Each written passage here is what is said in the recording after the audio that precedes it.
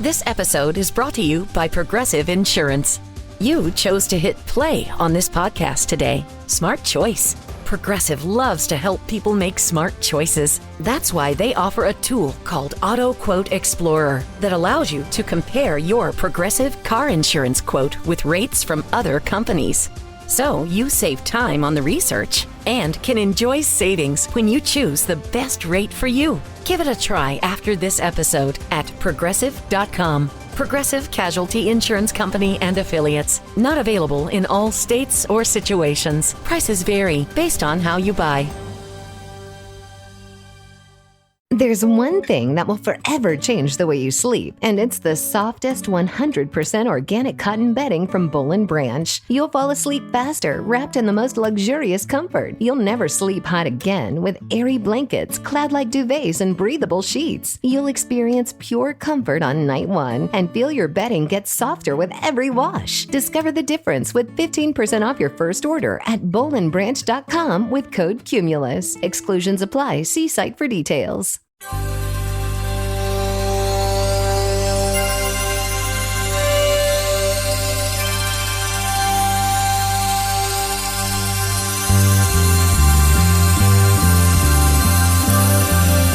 It's the Bob and Tom Show.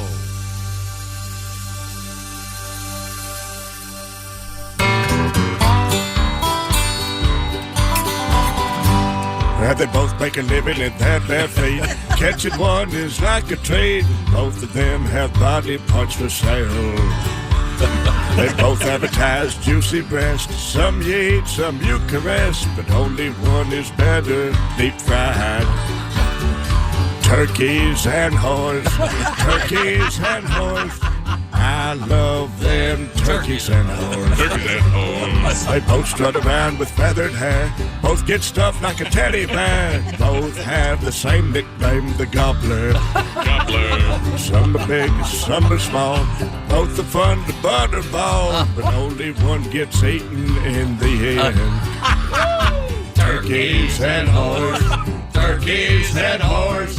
I love them turkeys and whores. Turkeys and whores. Now, if you catch one, here's some advice. If you find a pecker, just be polite. Tuck it back up just behind the giblets. One's only popular this time of year. Both leave you grinning ear to ear, but a whore will charge you more if you want second. Turkeys and whores. Turkeys and whores. I don't mind spending extra on the trimmings. I get sleepy on Thanksgiving for turkeys and whores. Turkeys and whores. Turkeys and whores. It's that time of year. All right. Nothing like Thanksgiving dinner with turkeys and whores. Get the bird. That'd be all right. Honey, this is a lovely Thanksgiving dinner. May I introduce Portia? She's my whore. I'm thankful for her. It's the Bob and Tom Show. Christy Lee. Hi. At the Silac News Desk. Of course, Lee spelled L-E-I-G-H. Wrong. There's Pat Godwin. Hello. It's a fake name. Who cares? That's right. Good point. There's Ace Cosby. Howdy. I'm Chick McGee, and Josh should have planned better. We'll talk about that later. No. We got all kinds of guests coming in. Yeah, today. that's for sure. Yeah. Peter Frampton. Looking forward, a member of the Rock and Roll Hall of Fame. We're talking to Mr. Frampton this morning. I think sooner than later, actually. I think we've moved that up. That's going to be great. I saw his Hall of Fame. They did a quick film, but it's great. It is so It's just great. Yeah. Brought a tear to great. my eye. He's wonderful. And he also mentions perhaps it's time to nominate the great band Humble Pie, of which he was an integral part. I couldn't agree more. Humble Pie's not in the Rock and Roll Hall of Fame? No, there's a massive list of those that aren't. And it's full of rappers. I can't figure that out. That'd make a good that'd make a good documentary. Who's in the Hall of Fame? Why are they in the Hall of Fame? Who says who's in the Hall of Fame? We'll see. Get to the bottom of this. Yeah, that's radically changing, by the way. Yeah. But that's a long story. You know who should be on the Hall of Fame to vote people in the Hall of Fame? Who? You, my friend. You'd be good at it. That's okay. You would sit in judgment with your arms folded, Happy right? to, yeah. But, they don't need me. I'm happy to. In any event, yeah, there's a check local listings and some kind of construction thing that's had some anomaly, and they've blocked off half the roads. So Josh will be here later. Well, they do it at this time of 20 miles from my house day because there's fewer people on the road. Yeah, I was coming in this morning, and I could go by the exit. He gets on, and I went, uh-oh. Well, I did the old, I thought, I know how to beat this, so I'll go north and come back from the south and get on. No detour sign. It sent me west. Well, that's 10 miles. And I brought up here's how I posed it. I thought I should frame this. Okay. I said, Tom, possibly there was a detour sign and you missed it. No, by God, I saw. No, it's very confusing. It's on a figure 8 roundabout. There's no. So sign. All of a sudden, it's a demolition derby. Is that what you're saying? Yeah, it's a good. I believe they've lifted the. Yeah, they were going to open at 6 When I a.m. came through, they were already. Nice if they let up. me know. I don't know. Yesterday. What am I? They closed it from like 9 to 5. You want them to call you personally? No, it's like a little signage going, hey, you can't get out either direction here. See you later. Yes, but you understand. We just built this intersection 2 years ago. We're already fixing it. But you had all those apps and things on your phone. I don't use those. But these have it's to too be, early. I got things to do. I'm listening to stuff. There's on the repairs way that in. have to be made. So, I get it. Progress. Okay, yeah. All right. Never mind. Well, that's why Josh is late. And, close it on up. I used to work with a guy. No matter what, that's a long time ago. No matter what, he would leave the house at the same time.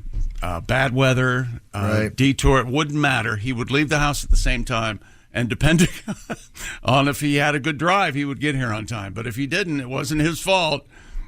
It was, there's 9 inches of snow. I didn't account for that. I left the house at the same time.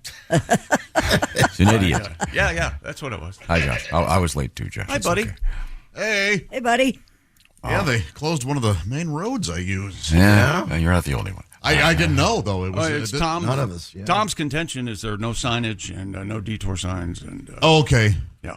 Yeah, there were, but it was too late for me, so I had to make my way through a neighborhood that I'd never been in. And I was already on the ramp. And all of a sudden, you're going. It's not as bad as the time I was in Tampa, Florida, left the hotel, went left instead of right, and had to cross the entire bay. Wait a minute. You were on the ramp. Did you have to turn around? scary. On the ramp? No, the ramp splits east and west. Oh, yeah. Oh, yeah, If you're southbound, Okay. and they blocked off but so you have no choice. You're already on the ramp. Gotcha. So in all fairness, you are out there driving every day by yourself, and it's a wonder you get anywhere. So I guess we should be thankful for that. I'm here. It's okay. Instead of my back is sore though. What from the detour? What happened to your back? I always had to move. Are you finally tired of carrying us every morning? I had to move all the plants in my house in front of the TV, so all the pundits So they could watch TV. All the pundits talking about how they miscalled the election, their BS could fertilize my plants. I don't know if you had a chance to watch or listen to that yesterday, but you have several hundred television commentators trying to cover their asses. You know what? And so how do I keep my job after this happened? I'm going to credit Josh with this. There's never been a better time, an easier time to stay away from what you don't want to watch. Right. You absolutely can remain insulated and distant. I know. Yeah. No. I'm just kidding. I actually listened to Christmas music again yesterday, so I wouldn't have to listen to Very nice. all the people trying to BS their way out of what happened. Well, this guy should know. I was saying 2 days ago, but clearly in the last 24 hours, the I think shovel, please. I think in honor of you listening to Christmas music so often lately, I think we should play a Christmas song early. That's what I think. We should do that. I don't know if we should break that. I don't like to break the rule. Now we do have a song about early Christmas songs. Oh, really? Yeah, we do. Is that the neighbor early This Christmas? is called the Way Too Early Christmas song. I'll have to dig it up, but we did open up with one of the classics, Turkeys and Whores, as you pointed out. We have another Thanksgiving piece. Perhaps we should feature this morning. In my scenario, Josh, I would be at Christmas at Thanksgiving dinner with the family, and I would be thankful for turkeys and my whore, and I would introduce her to the family. I believe her name was Portia. Mm-hmm. Portia the whore. How nice. Yeah. Be able to spend the holidays with her. That's right. Yeah, why should she have to spend the holidays alone? Oh, Horse get hungry. Yeah. he's right. I just don't want him eating around me unless I'm Haven't you seen those public service announcements for that? Hi. I thought John Fox said I ain't paying you to eat. Feed the horse. That's why whores get hungry.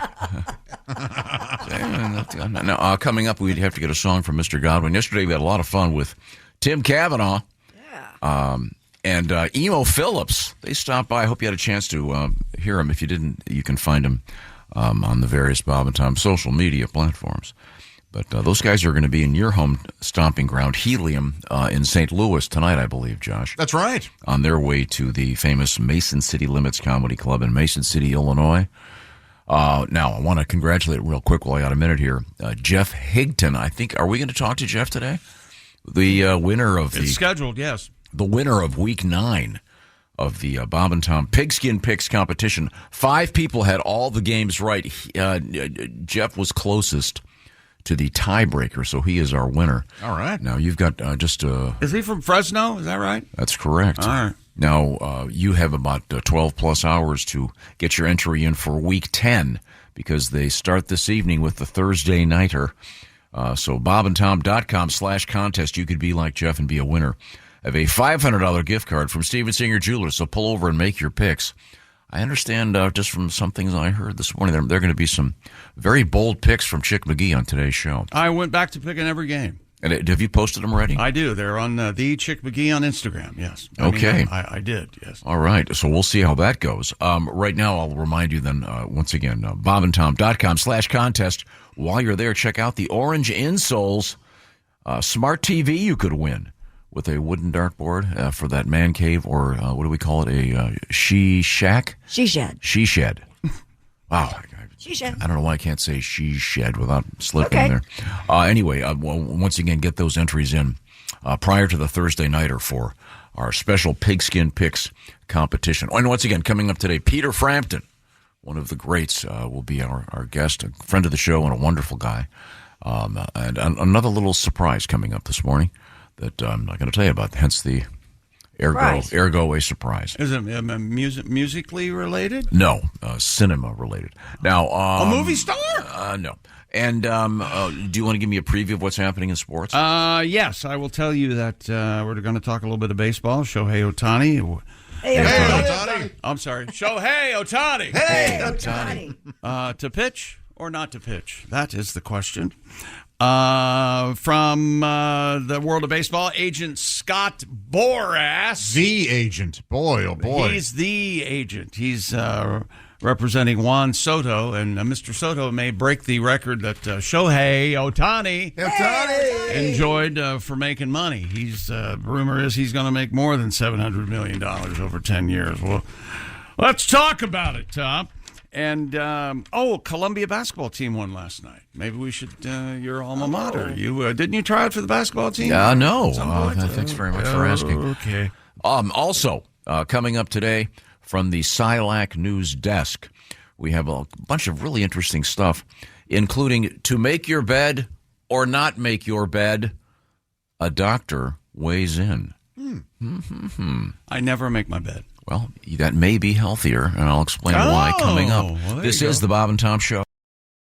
This episode is brought to you by Progressive Insurance. Do you ever think about switching insurance companies to see if you could save some cash? Progressive makes it easy. Just drop in some details about yourself and see if you're eligible to save money when you bundle your home and auto policies. The process only takes minutes, and it could mean hundreds more in your pocket. Visit Progressive.com after this episode to see if you could save. Progressive Casualty Insurance Company and Affiliates. Potential savings will vary. Not available in all states. Welcome back to the Bob and Tom Show. Now my back hurts. When you said your back hurts, now my back hurts. Will you stop that? I was joking. Sympathy pains? I think it might be. Did you have sympathy pains when, when the babies came around? Did you, I was too tired. That stupid line, pain don't hurt. Yeah. Sometimes you're just too tired to hurt. I sure hope you never told her, honey, I'm real tired. Yeah. I liked the doctors to focus on me in the birthing room. Here's some more ice chips. My back hurts. What do you think, hon?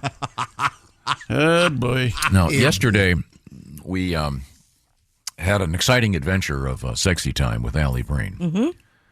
And one of the letters, maybe you can remember exactly how it went, Christy, because I can't. But it was in effect something about a back rub. Yeah, remember the background on this? This woman was going through a breakup or a divorce, one of the two, I can't remember. But she had a male friend who was very good to her during that time, would come over, watch movies with her, who would rub her back, listen to her cry, just being a friend.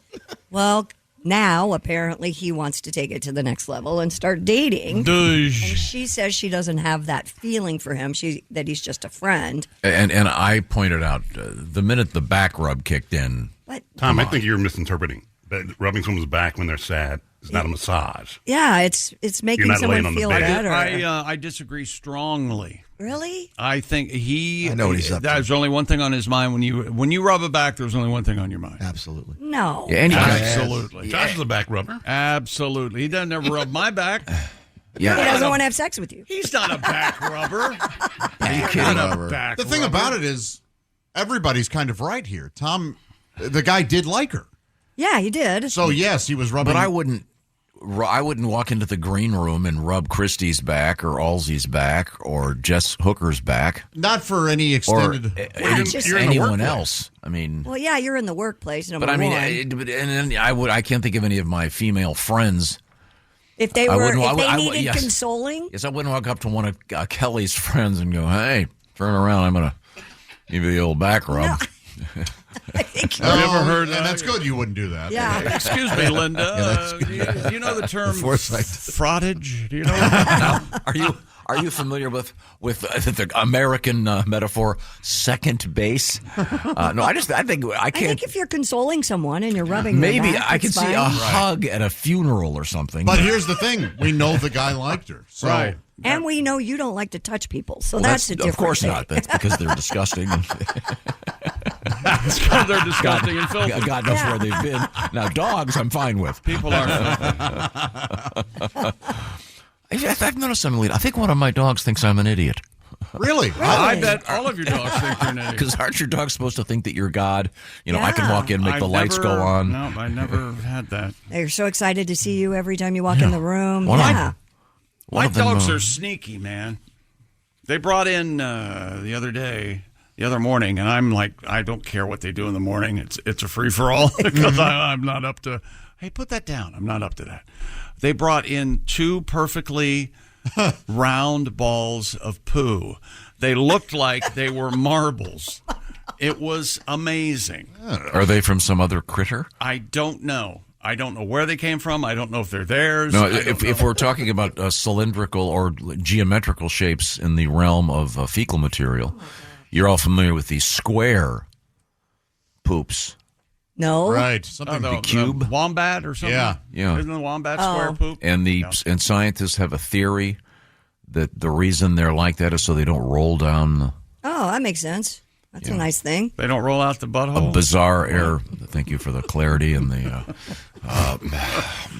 frankness of your language. Very, very, so why we bring up helpful. the back rub thing again? Oh, sorry, because we have a letter here. All right. There's poo in my house. You guys don't care? Did you pick it up and throw it outside, or did you flush it? We also didn't find out why Tom's dog thinks he's an idiot. I picked it up and He just flushed does. Yeah. I just lately, the way he looks at you? I'll have discussions with him, and he'll just look at me.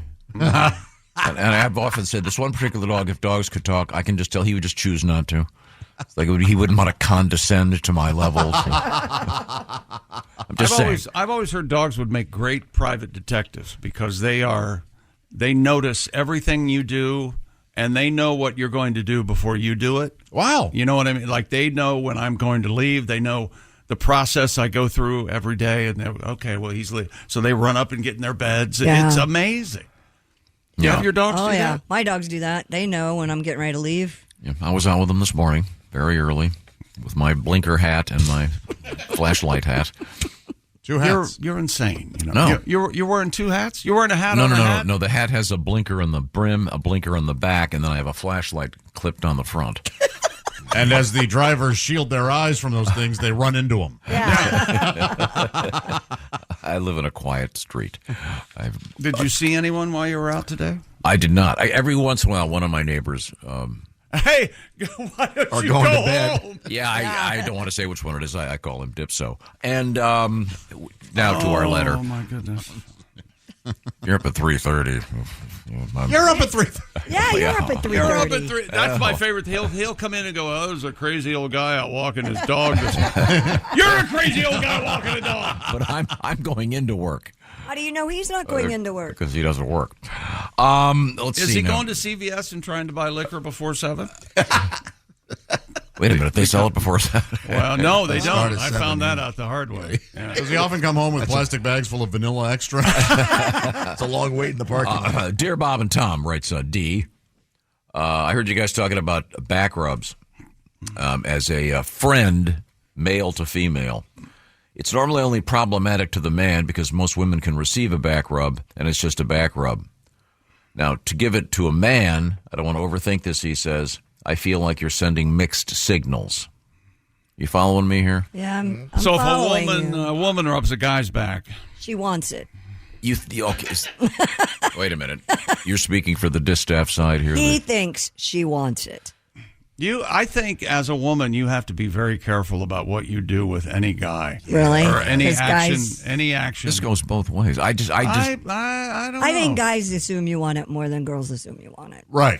Yeah. Girls tend to fall on the side of, oh, no. Nah, he's just being nice. And guys tend to fall on the side of, oh, man, she's really into me. Exactly, Absolutely. John. That's why strip clubs are so Yes. financially viable. Yes, if I play my cards right, this stripper is going to dance for me for $50. Printing money. I don't think that was proper for this guy to be doing all that and not expecting. Well, So I don't know. I'll let you guys weigh in your thoughts. Have you ever given a back rub to a lady, Josh, just on a...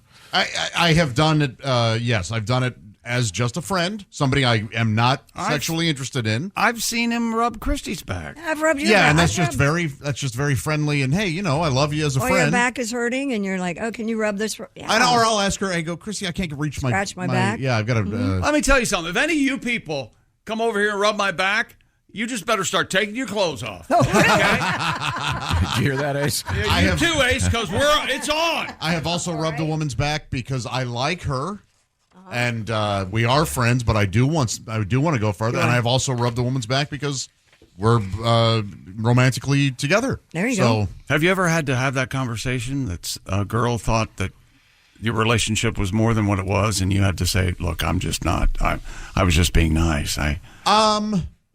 Yes, but I've had it more often the other way, like in my younger, high school and stuff. Friend zone. Yeah. Play-Doh. Yeah, I got you. Ugh. Okay, here we go. This comes to us from Chuck. As someone who rubs their friends' backs, necks, legs, arms, and everything except the naughty bits, hell. yes, it can be platonic. Whoa. Yeah. Now, wait a minute. The naughty bits, though. He said not the naughty bits. Oh, Yeah, but he's doing a full body Yeah, rub. I mean, unless this is a different. professional Yeah, masseuse. right. Well, I say if you rub a foot rub is absolutely That's kind of That's more intimate. sensual. too intimate than a back rub. Yeah, I agree. Like by 100. Yeah, I think by definition you have to really like the person. Right, and you have to take your shoes off, which means you're naked. Your foot's naked. Unless you're in a beach Your setting. foot's naked. Your foot is naked. She's right. What the hell's wrong with you? Yeah, it is different. Did you ever go to those Asian foot rub places? I do. I go quite a bit. When I get a pedicure, they do it. It's fantastic. Yeah, it is. It is. No, I'm talking about, the one I'm That's the talking only about. Yeah, I go there. Christy and I go to the same gym sometimes, and there's an Asian foot rub. Foot finesse, yeah. It's called Asian foot rub, I think. It is called Asian foot rub. Or Chinese foot. What is it called? It's called foot finesse, but Oh, there you go. That's close. Close. Oh, that's better. I always see the foot Let me people tell you outside something. There's smoking. some sort of undercover operation. well, first of all, I do not allow them. If I will go in and say I do not want a smoker, first of all. But yeah, it's great because you don't have to one take guy's your, always outside. you don't smoking. have to take your clothes off, which is wonderful. But you do have to take your shoes off. Yeah, you take your shoes off, roll your pants Want up. to clarify that for Chick because Put 'em in a- clearly. Feet are naked. You put them in a big tub of hot water. Oh, Your shoes? no, your feet. It's Wow. very inconvenient. And then they, Especially in the rub- winter. Check local listings. They freeze up. No, it's awesome. I highly recommend it. Oh, you guys would How like long it. do they rub your feet? Well, you can go for an hour. You can go for an hour and a half. Foot finesse. But they huh? do the whole body too, not just your feet. No, But the you rest- still keep your clothes on. Okay. I've honestly wanted somebody to come over and massage me at my house. I would. Oh, they'll do that. I can't find anyone that I trust reliable or anything. I don't trust anything you recommend. Oh, I saw an ad for a place. It's called a Happy Ending Massage. And they tell you a bedtime story? They have a van. That's interesting. Oh, yeah. Bruce's Happy Ending Massage, right? Yeah. Grinder, 11%. Grinder, is it? The Flippin' has people, do too. It's a big room. they sharpen tools? It's a big room. This is a really cool thing because it's a big room of like 6 people in the room at the same time, so you don't have to worry about happy ending. It's kind of like a Eyes Wide Shut thing. All right. I wonder if anybody's walked in and, hey, I'm here to rub some feet. No, sir. You get... well, make that clear on the sign. Sign outside. Well, that'd be an interesting business. Where you get to go in and rub people's feet? I wouldn't want to go. But no, you can't have anyone rub your feet. You'd have to have like welder's gloves on the person because your feet are like bird-like. They're talons, so sharp and taloned. I see. Time to review what we learned on yesterday's show. Is that what time it is? Yeah, we have some mail, of course. Time to review yesterday's show. We have some mail and things. I know you are, but what am I?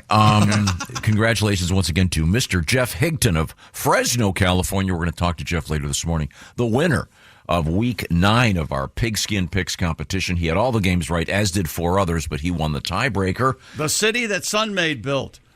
Yes. Okay, thank you. Love the Sunmade people. Now, congratulations, Jeff, and I want to urge you, by the way, once again, before the game starts tonight, get your picks in for Week 10. Just pick the winners, and you could win that $500 gift certificate from Steven Singer Jewelers. You can look at IHateStevenSinger.com to see some of the stuff that happens to be available. Let's see. What did we learn yesterday? This is kind of interesting. Josh, most of us, I think, voted yesterday. Some of us voted early, on Tuesday, rather. But you told a joke to one of the nice people helping people vote. Yeah. Young girl. She goes, just go ahead and put your ballot right in here. I go, right here in the shredder. And another voter laughed, but she did. She got very serious. Oh, no, sir, this will actually... I want to say a special thank you to all the people that did that. Yeah, poll workers are tough. The people, because there are so many jackasses that somehow take out the... You know what's wrong with democracy? You, old lady. No, sir. No, they couldn't have been more patient. There are people from all sides here trying to make sure this works. They were sweet, mostly old people, just really, volunteering. But that is a fine joke, I think. Yeah, thanks. I thought it was just silly. But then I went, oh, you know what? I'm sure she's getting serious. Like, people in here are going, this better count. Yeah. Can you imagine the dick you have to deal with? We learned yesterday. I found this crazy article about the headline was something like, how much does your vagina cost? Yeah. You mean like upkeep? Yeah, here's the headline. It says, how much is your vagina really costing you? It's written for ladies. I don't know if any fellas here want to weigh in on how much a vagina costs them. Chick, would you like to... Well, let's just put it this way. I'd have several beach houses right now if it weren't for vaginas getting in my way. But it was really fun. On the way too. We found out that, for example, maintenance, waxing, could be as much as $720 annually. But that's money well spent, ladies.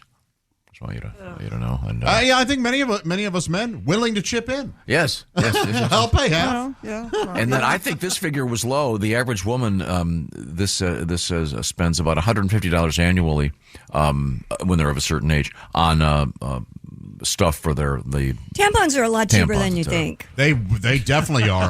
They're like $6 for like 32 of them. So for some reason I thought it was expensive. I think they could charge anything they wanted for tampons, and people would have to buy them. I think that's why I thought they were priced right. But it's like a toilet. And I think when you need one, I have to have a toilet. And I'll go out on a limb here, and I'm not getting political, but I do think in certain circumstances they should be made available for free for women in certain schools, much the way free lunches are. Yeah, and let's all kind of grow up and recognize these things are out there. My first platform will be that crammers are free to everybody. A chicken in every pot, and a tampon in every... something, the company that came out with so-called crammers, market research dictated that they changed the name. Well, you have crammers, plugs, stuff like that. No, I'm really sorry I brought it up. To stop the flow. And we, I like his platform. The way he talks is a little off. But my idea, I'm working on that. My ideas are clear. Yeah. Now, the reason I read this again was I think perhaps we should write the other viewpoint on this and remove Which is? A counterpoint? Yeah, instead of how much is your vagina costing you, ladies, this should be men, how much is your male member costing you? Well, what do you have to do for upkeep? Often buy a house. You got to keep dirt out of it. You gotta... I see where you're going. Well, how about that? How much is your vagina costing you? But I'd also like to read an article. How much free crap have you gotten because you have a vagina? A lot of drinks, my friend. A lot of Yeah, you drinks. can start. Hey, welcome to Tradio. Our first caller, Rhonda, are you there? Yes, I'd like to. I'd like a Speed Queen washing machine, and you'll get access to my vagina. The phones are lighting up. Yeah. Why are they? I have a That's out there. 39-year-old vagina. I'd like to. Now we have a couple more things we have to review.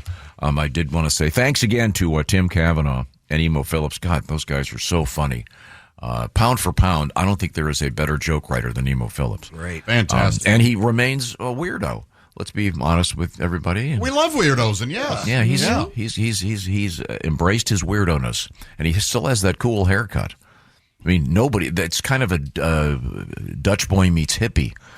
But if you want to see Emo, if I'm getting this right, Helium in St. Louis tonight, and then Mason City Limits in Mason City, Illinois tomorrow. I'd call and make sure you can get tickets for that show with Emo and little Timmy Cavanaugh. Tim's doing great, by the way. He had some health issues, and he's doing really well.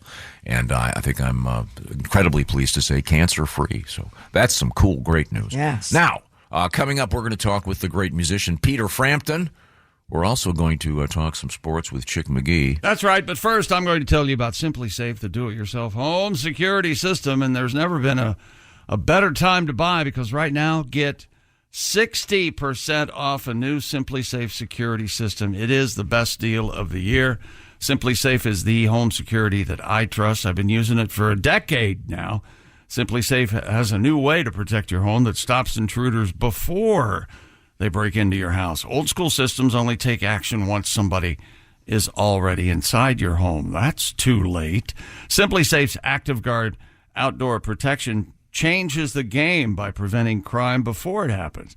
If someone's lurking around, agents see them in real time, talk to them directly, set off your spotlights, even call police before they've had a chance to break in.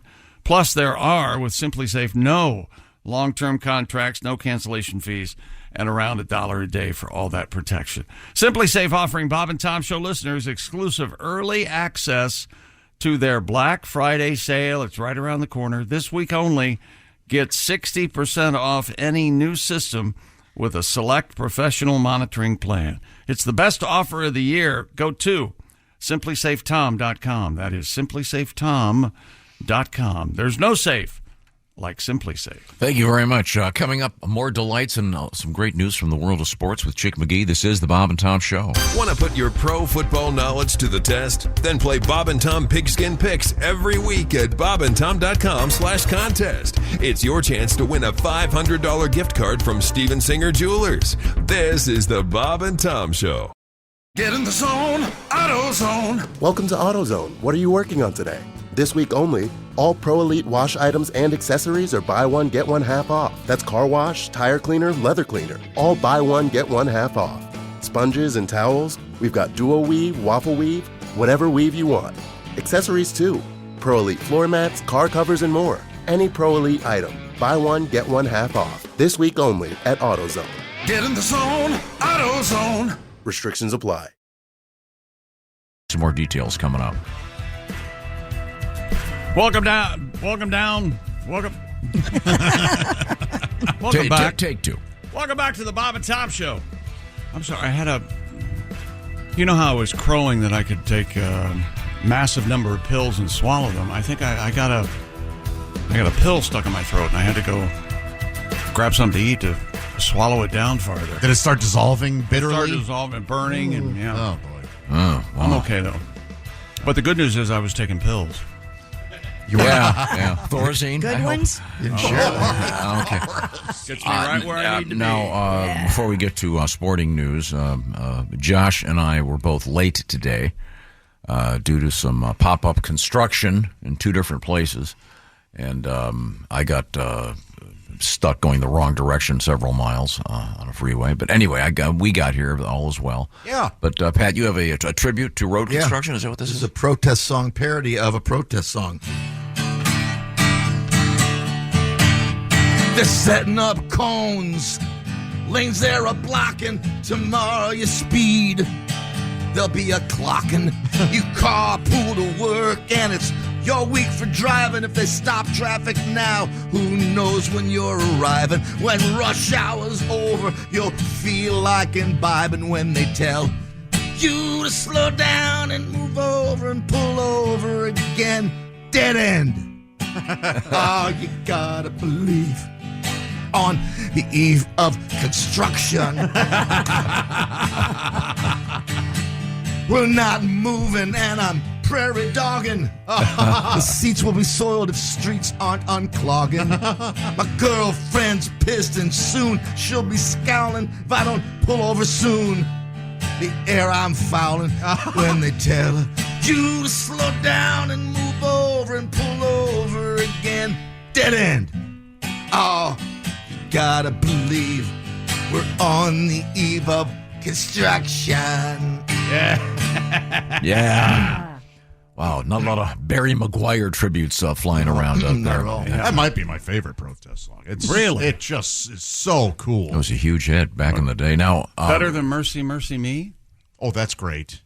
Yeah, that is a pretty good one. Yeah. Less direct. It's one of my favorites. Oh, as Tim Wilson once said, one of the few protest songs that's also a panty dropper. Which one? Marvin Gaye. Oh, Mercy, Mercy Me. Yeah. I can't even attempt to sing like Marvin Gaye. Do you, when you are, for example, this morning when I finally got to the place and that it was now down to one lane, normally it's 7 or 8. When that happens, do you immediately start speeding? When you get out of, the construction zone's over, do you say, okay, I got to make up time? Oh, so I'm going to go to 90 miles an hour right now, or do you go? I wonder if the cops are sitting there thinking, "Watch this jackass." Yeah, I don't start speeding, but I definitely accelerate. Yeah, sure. the guy behind me just took off. Yeah, that you see it every time. Always those guys. So then I'm thinking, I wonder if he's a cop, in an unmarked car. I will tell you that I turn my radio back up. Yeah, because when I get lost, I turn my radio down, like somebody's going to tell me the directions or something. You ever do that? Oh, yeah. You going to work? Sure. I always do. I'll be parking in a tricky place. I turn the radio off all the time. Is that right? Absolutely. Somebody might sneak up on you? No, I can't focus. I used to turn it down at the ATM. I go, what the hell am I doing? I often turn it down during Chick Sportscast. That's hurtful. I'm a funny guy. I'm Tom. Well, I learned something on this show yesterday.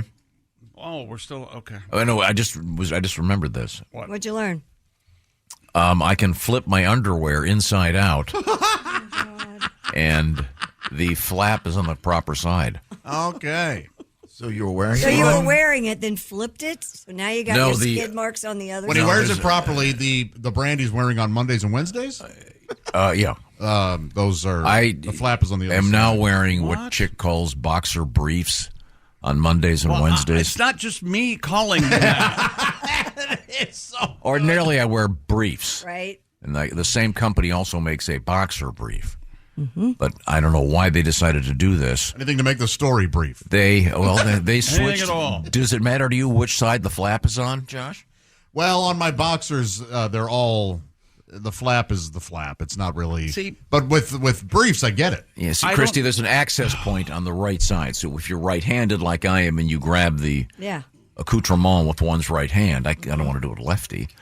But on their boxer briefs, they put it on the other side. But can't you just pull your hand over a little farther? Yeah, no. That you'd think. Yeah. No, that causes binding, and there's not only a limited amount of room in there anyway. And he'd have to put his phone down. These are all true. If I put them on inside out, it switches sides. So thank you for whoever gave me that tip. And it doesn't change the comfort level? No, I took the thingies off. Tags? The tags, yeah.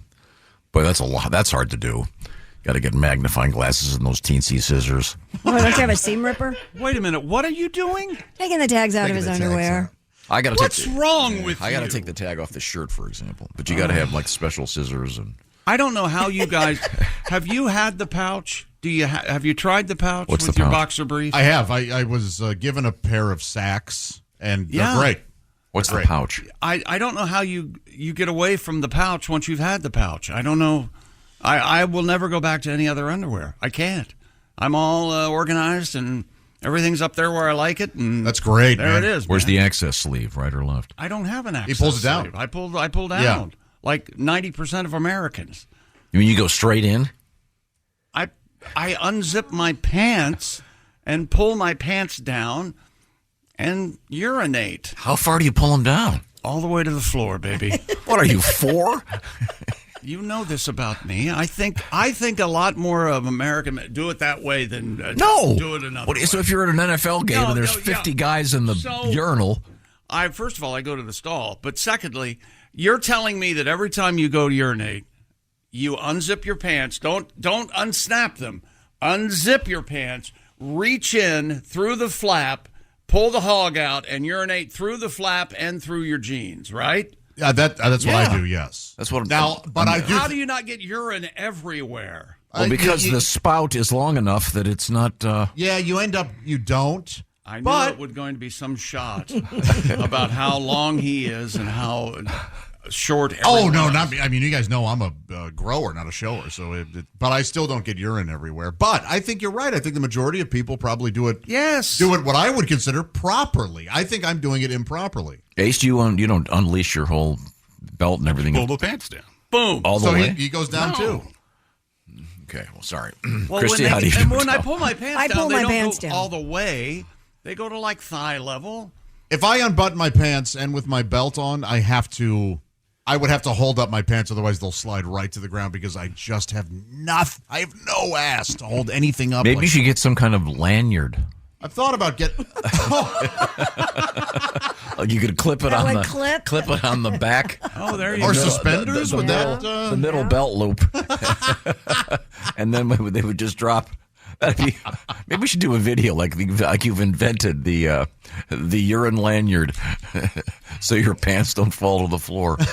I'm sorry. I guess we missed our sportscast. What's coming up in sports? Well, let's see. Jim Harbaugh and Jim Harbaugh's a new feature. Jim Harbaugh's joke of the day. Oh, very nice. Starting today. Okay, that sounds good. This is the Bob and Tom Show. This is the Bob and Tom Show. Text us at 888-262-8661. More Bob and Tom next.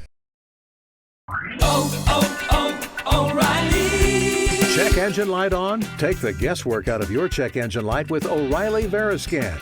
It's free and provides a report with solutions based on over 650 million vehicle scans verified by ASE certified master technicians. And if you need help, we can recommend a shop for you. Ask for O'Reilly Veriscan today. O'Reilly Auto Parts. Answer, but no end. Welcome back to the Bob and Tom Show. I should be called the clarifier. Yes. And yet you do the opposite. Oh. You know what? But we appreciate all you do, clarifier. The confuser. Thank you. It's like calling a bald guy curly. Confusion. I'm here to clarify. I'm here to clarify that Jeff Higton from Fresno, California was our big winner. Son of a... Why are you so mad at Jeff? All he's going to do Christy is... Lee at the Silac News Desk. Hello, like Chick.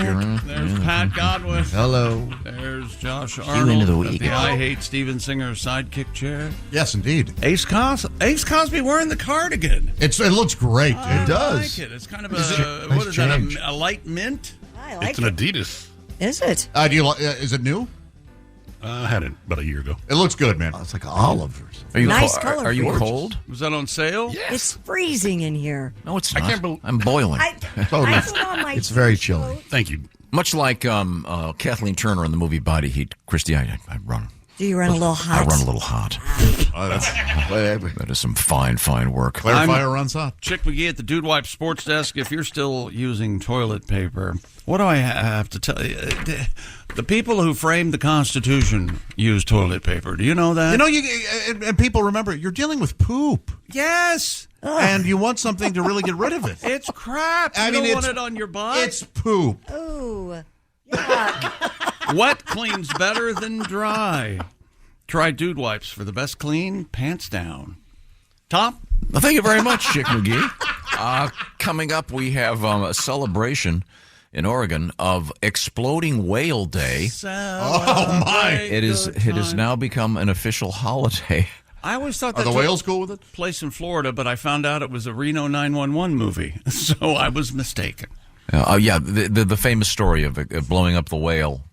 I think it was in 1970 maybe or 80. We'll dig up the story and tell you, but it is going to be Exploding Whale Day coming up next week. Wow. But right now we turn to the sports page. That sports desk is the Dude Wipe Sports Desk, starring Chick McGee. Los Angeles Dodgers aren't counting on Shohei Ohtani to pitch at the start of next season, and we'll wait to see how his rehab progress following shoulder surgery. I can't do it. Man, how is this a story the week after the World Series? Give these guys 2 weeks off? Josh, you got to run it back. Yeah, you do. Are you going to repeat? And then you know what it'll be. Are you going to three-peat? Are you going to... You got to know. But anybody on that team, I'm not answering questions until January. Leave me alone. Yeah, if you're in the Kansas City Chiefs and they ask you if you're going to three-peat, I say throw a pie in their face. Okay, we get it. They've won 2. We know this Do you works. remember the fact about the term three-peat? Yeah, it's owned by... Go ahead. The guy that slicks his hair back. Pat Riley. Pat Riley. Yeah. No kidding. Yeah. He owned the... he was with the Lakers, I believe. He sensed that they had a three-peat, and he copywrote it, if you will. And he makes a little cash after it. What is that called? Words like that? It's some... A portmanteau? Portmanteau. Or portmanteau. Is it? I thought it was just a bad pun. Three-peat. Yeah, it's more of that. No, it's combining 2 words, right? Like motel is motor, hotel. You know, one of my favorites is infotainment. I love that term. Me too, because that means I'm not going to read whatever the article is. Biopic. That's one, isn't it? Yeah, biographical picture. Mm-hmm. I always thought it was biopic. No, that's if you can see through 4 eyes at the same time. How many? 4. They come in pairs, you know. Although, Santa, as we've discovered, not for everyone. Not right? everybody. Some folks have 3. From San Antonio, Agent Scott Borass. You. Yes, I'm just saying that so I can say Borass. Who do you think of when you hear Borass? My wife. Oh, you go Borat. You go Borat. Okay, all right. Reporter Juan Soto may be seeking to top Shohei Ohtani. His record-setting $700 million contract because he is 3 years younger than Shohei. And he going to reach his deal with the Dodgers. Borass, it says, gave a pun-filled 48-minute assessment of the market of the general manager's meeting on Wednesday, calling Soto the Mona Lisa of the museum. Okay. That's right. He's a masterpiece. Borass said only a handful of players have matched Soto's accomplishments at age 26. Willie Mays, Hank Aaron, Ted Williams, for instance. Soto's in a class by himself, or is it hisself? Him. And so is Borass. I mean, that guy's been the main agent for so many years. True. He's the guy. Him and it's my understanding his salary will be larger than the gross national product of the Dominican Republic. Is that correct? I think easily. Yes. I thought Jerry Maguire was the greatest. He is certainly up there. Okay. Yeah. Never cared for that movie. I loved it. Show me the money. I don't think it's funny. I don't think you don't like that. Show me the money. You don't like that actress. That's your problem. Yeah, she's in there for Renee Zellweger. Oh, you've never liked her. I love her. Scrunchy face She's girl. fantastic. Hey, you want to do a Renee Zellweger impersonation? Just go up to your mirror and bite a lemon. Scrunch your face up. Very pretty. Judy You Garland, had me Judy at- Garland. Oh, You had me at hello. She's wonderful. Why'd you mention Judy Garland? She played her. She played Judy Garland. She won won the Oscar. She won an Oscar. I didn't for know that. Oh wow, I didn't see Or that. her agent paid for it. She was terrific. She won the Oscar. You went to see that movie about Judy Garland? Yeah, it was brilliant. It really is I good. loved Yeah, it. it's not really Her good. time in London at the very not end, particularly where she's all joyous. No, it's not. She's liquored joyous. up, and it's a tough struggle for her. She's got the kids, no Wait a money. minute, hold it. You like I love Judy Garland. Judy Garland. You're a friend yes. of Dorothy, as they say. Oh, well, isn't that code? Loving Judy Garland as being a friend. And What are you thinking right now? A little sucky sucky? Could we? I hadn't thought of it. Sorry, like that. Could we get back to? We have ruby slippers in the news for you. Oh, There, I heard that. Mr. Soto. Click your heels together. Mr. Soto. From Columbia, South Carolina, gem of the ocean. Real injury or fake? It's almost always hard to tell these days in college football. That's why Southeastern Conference Commissioner Greg Sankey, you're welcome, recently sent around... he only drinks decaf. When did Sanka come out? I think in the 60s. And did somebody, much like no alcohol beer, why would you have coffee without caffeine? My dad drank that Sanka? every day. Yeah, that's all my dad drank. Yep. Sanka. I have No decaf kidding. after noon every day. Do you? It's caffeinated up until noon, decaf after that. Do they still have Taster's Choice, the frozen crystals or Sure. whatever? Oh, I don't know. freeze-dried crystals. Freeze-dried? Yeah. I don't know if it's any good. They I've never, sparkled. I've never tried it. They sure did sparkle. Yeah. What would you do if you found out that one of the big chains, one of these big coffee stores, all they sell is Taster's Choice or Sanka, and they had this big giant chain of stores built I'd up love around. it.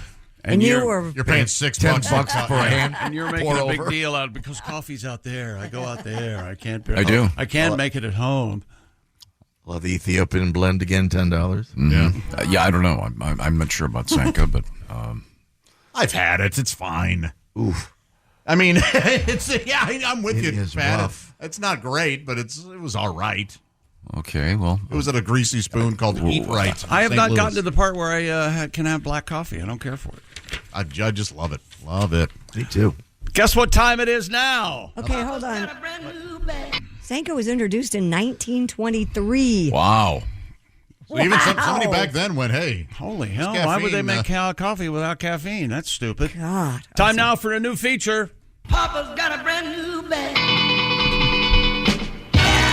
It's Jim Harbaugh's joke of the day. And now, here's Jim. Bill Belichick talks about the middle eight in a football game. I mean, there's a middle eight in a season too. You could break it down, that way. 6, 7, 8, 9. I mean, those are important games. The only joke I know is why was 6 afraid of 7? Because 7, 8, 9. 6, 7, 8, 9. Those are big games. pretty good there. That's Jim Harbaugh's joke of the day. Now, Tom, when you were in high school, Join us again tomorrow. When you were in college, most guys, when they were playing just the tip, you always offered to play the middle eight. Yes. Yeah, yes. Thank you. Yeah, sure. Glad. Thank you for doing your reading. That was really awful. Yeah. Can we never have that feature again? What do you mean? I think it's endearing. People love Jim, and Oh, I like Jim.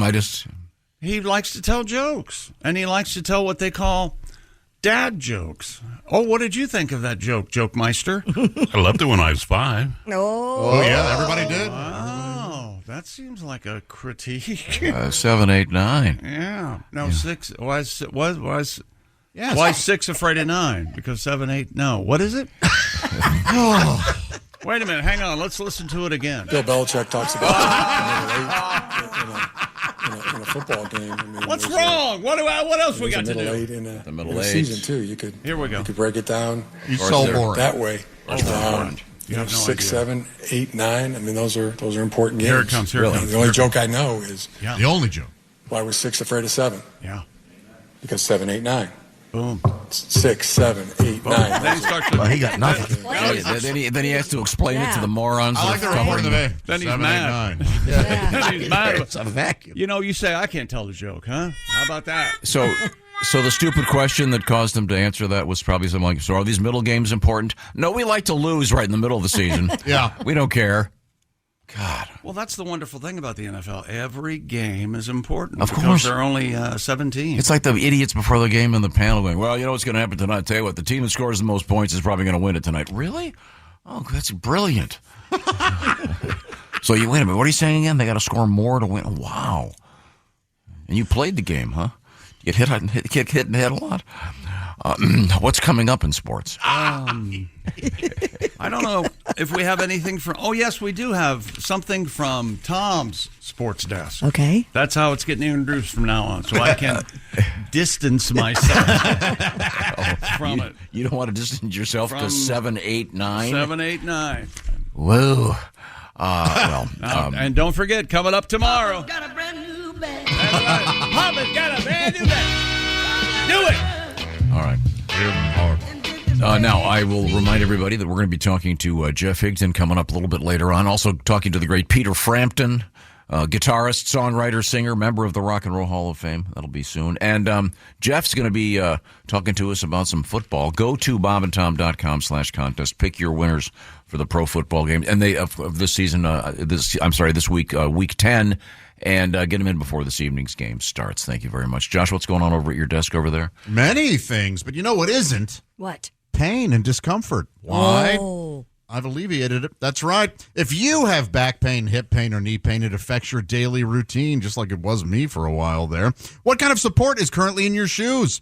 That same sad, thin lasagna noodle liner that came with the shoes? It's embarrassing. It is embarrassing, and they offer you zero support. Might I suggest orange insoles? If you work on your feet all day, you're putting stress on your body. It's that simple. Orange insoles offer arch support and a deep heel cup that all works better in your shoe to help support your body, giving you better alignment and alleviating that pain.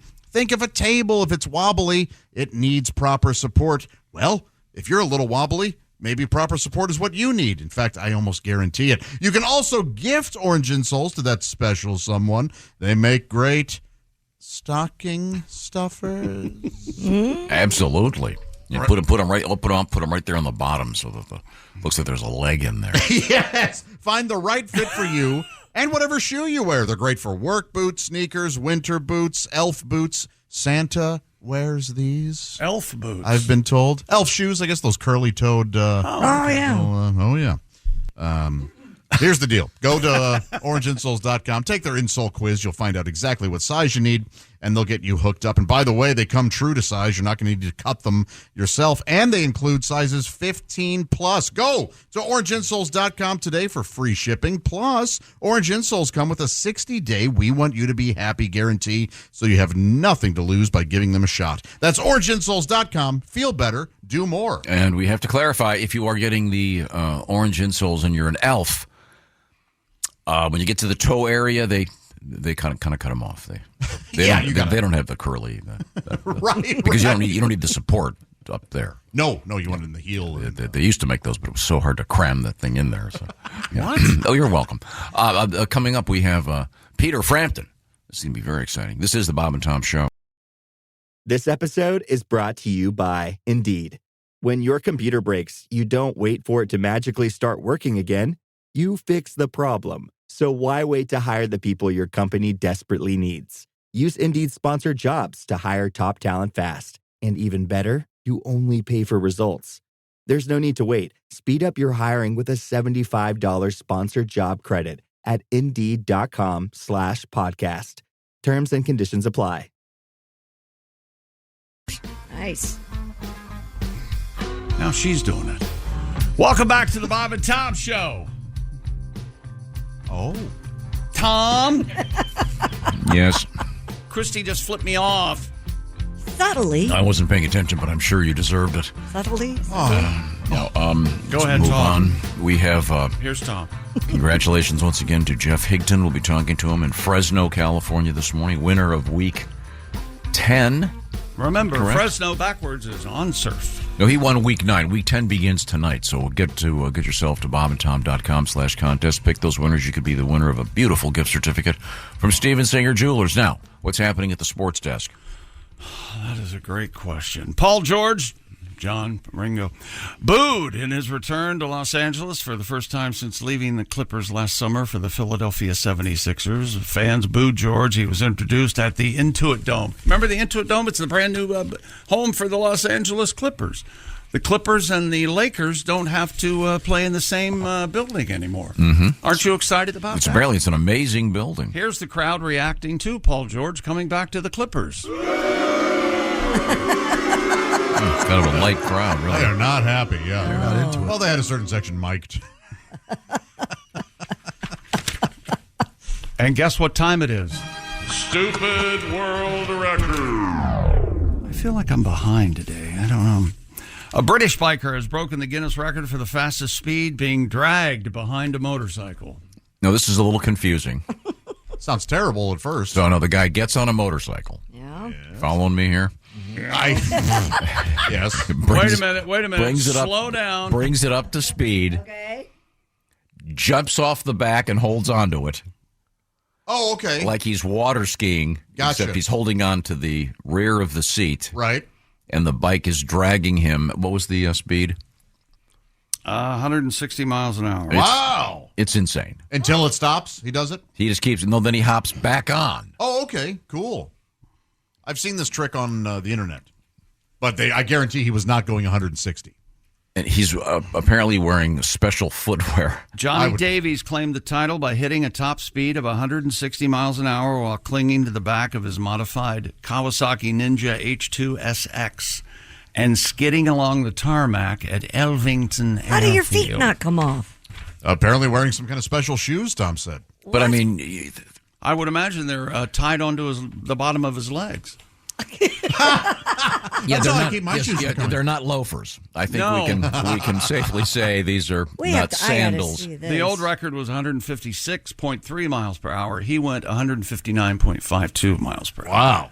It said modified bike, right? Mr. Davies accomplished... Yes, it's modified so he can not be holding the handlebar to keep it up to speed. He was wearing specially designed titanium shoes. Titanium? Oh. I'm more worried about balance. I mean, That's probably how it's modified. yeah. The guy's still a super badass. Oh, yeah. I mean, it's a come cool on. stunt. It's Oh a really my cool gosh! stunt. Yeah. Or a foolish idiot, either way. Sounds like something Tom Cruise will try in the next Mission Impossible. He also previously held the record for fastest motorcycle handlebar wheelie at 109.228 miles an hour. That's tough. I'll admit I modified the headline. Okay. Okay. Because the headline says, Daredevil biker dragged behind motorcycle at fastest speed. Yeah, that sounds terrible. And I took out the part that said, without dying. See, the previous record. Okay. See, it could kill you. It's so scary. Yeah. It's very dangerous. You don't think it's dangerous? No, I think it's awful, and they shouldn't do this. Is he wearing a helmet? Yes. Yeah. Oh yeah, he's got on a lot of protection. I don't. If something goes wrong, I don't care for daredevils. At 160 miles an hour, that's going to do a lot of damage. Yeah. Oh, yeah. Do you get nervous when you watch them? I get angry. Oh, why are you doing this? Because there's this guy, this indulgent, self-centered narcissist has families at home. Yeah, and life is precious. He doesn't care. He's going to go break this record. That was your main. You and I separately saw the movie Free Solo. Yep, and that was your biggest thing of like what a selfish guy. He left his girlfriend, putting his poor girlfriend through all that, sobbing in the trailer, begging him not to go, and he went ahead and did it. What a jerk! Is he still alive? He is. Is he? Yeah. Okay.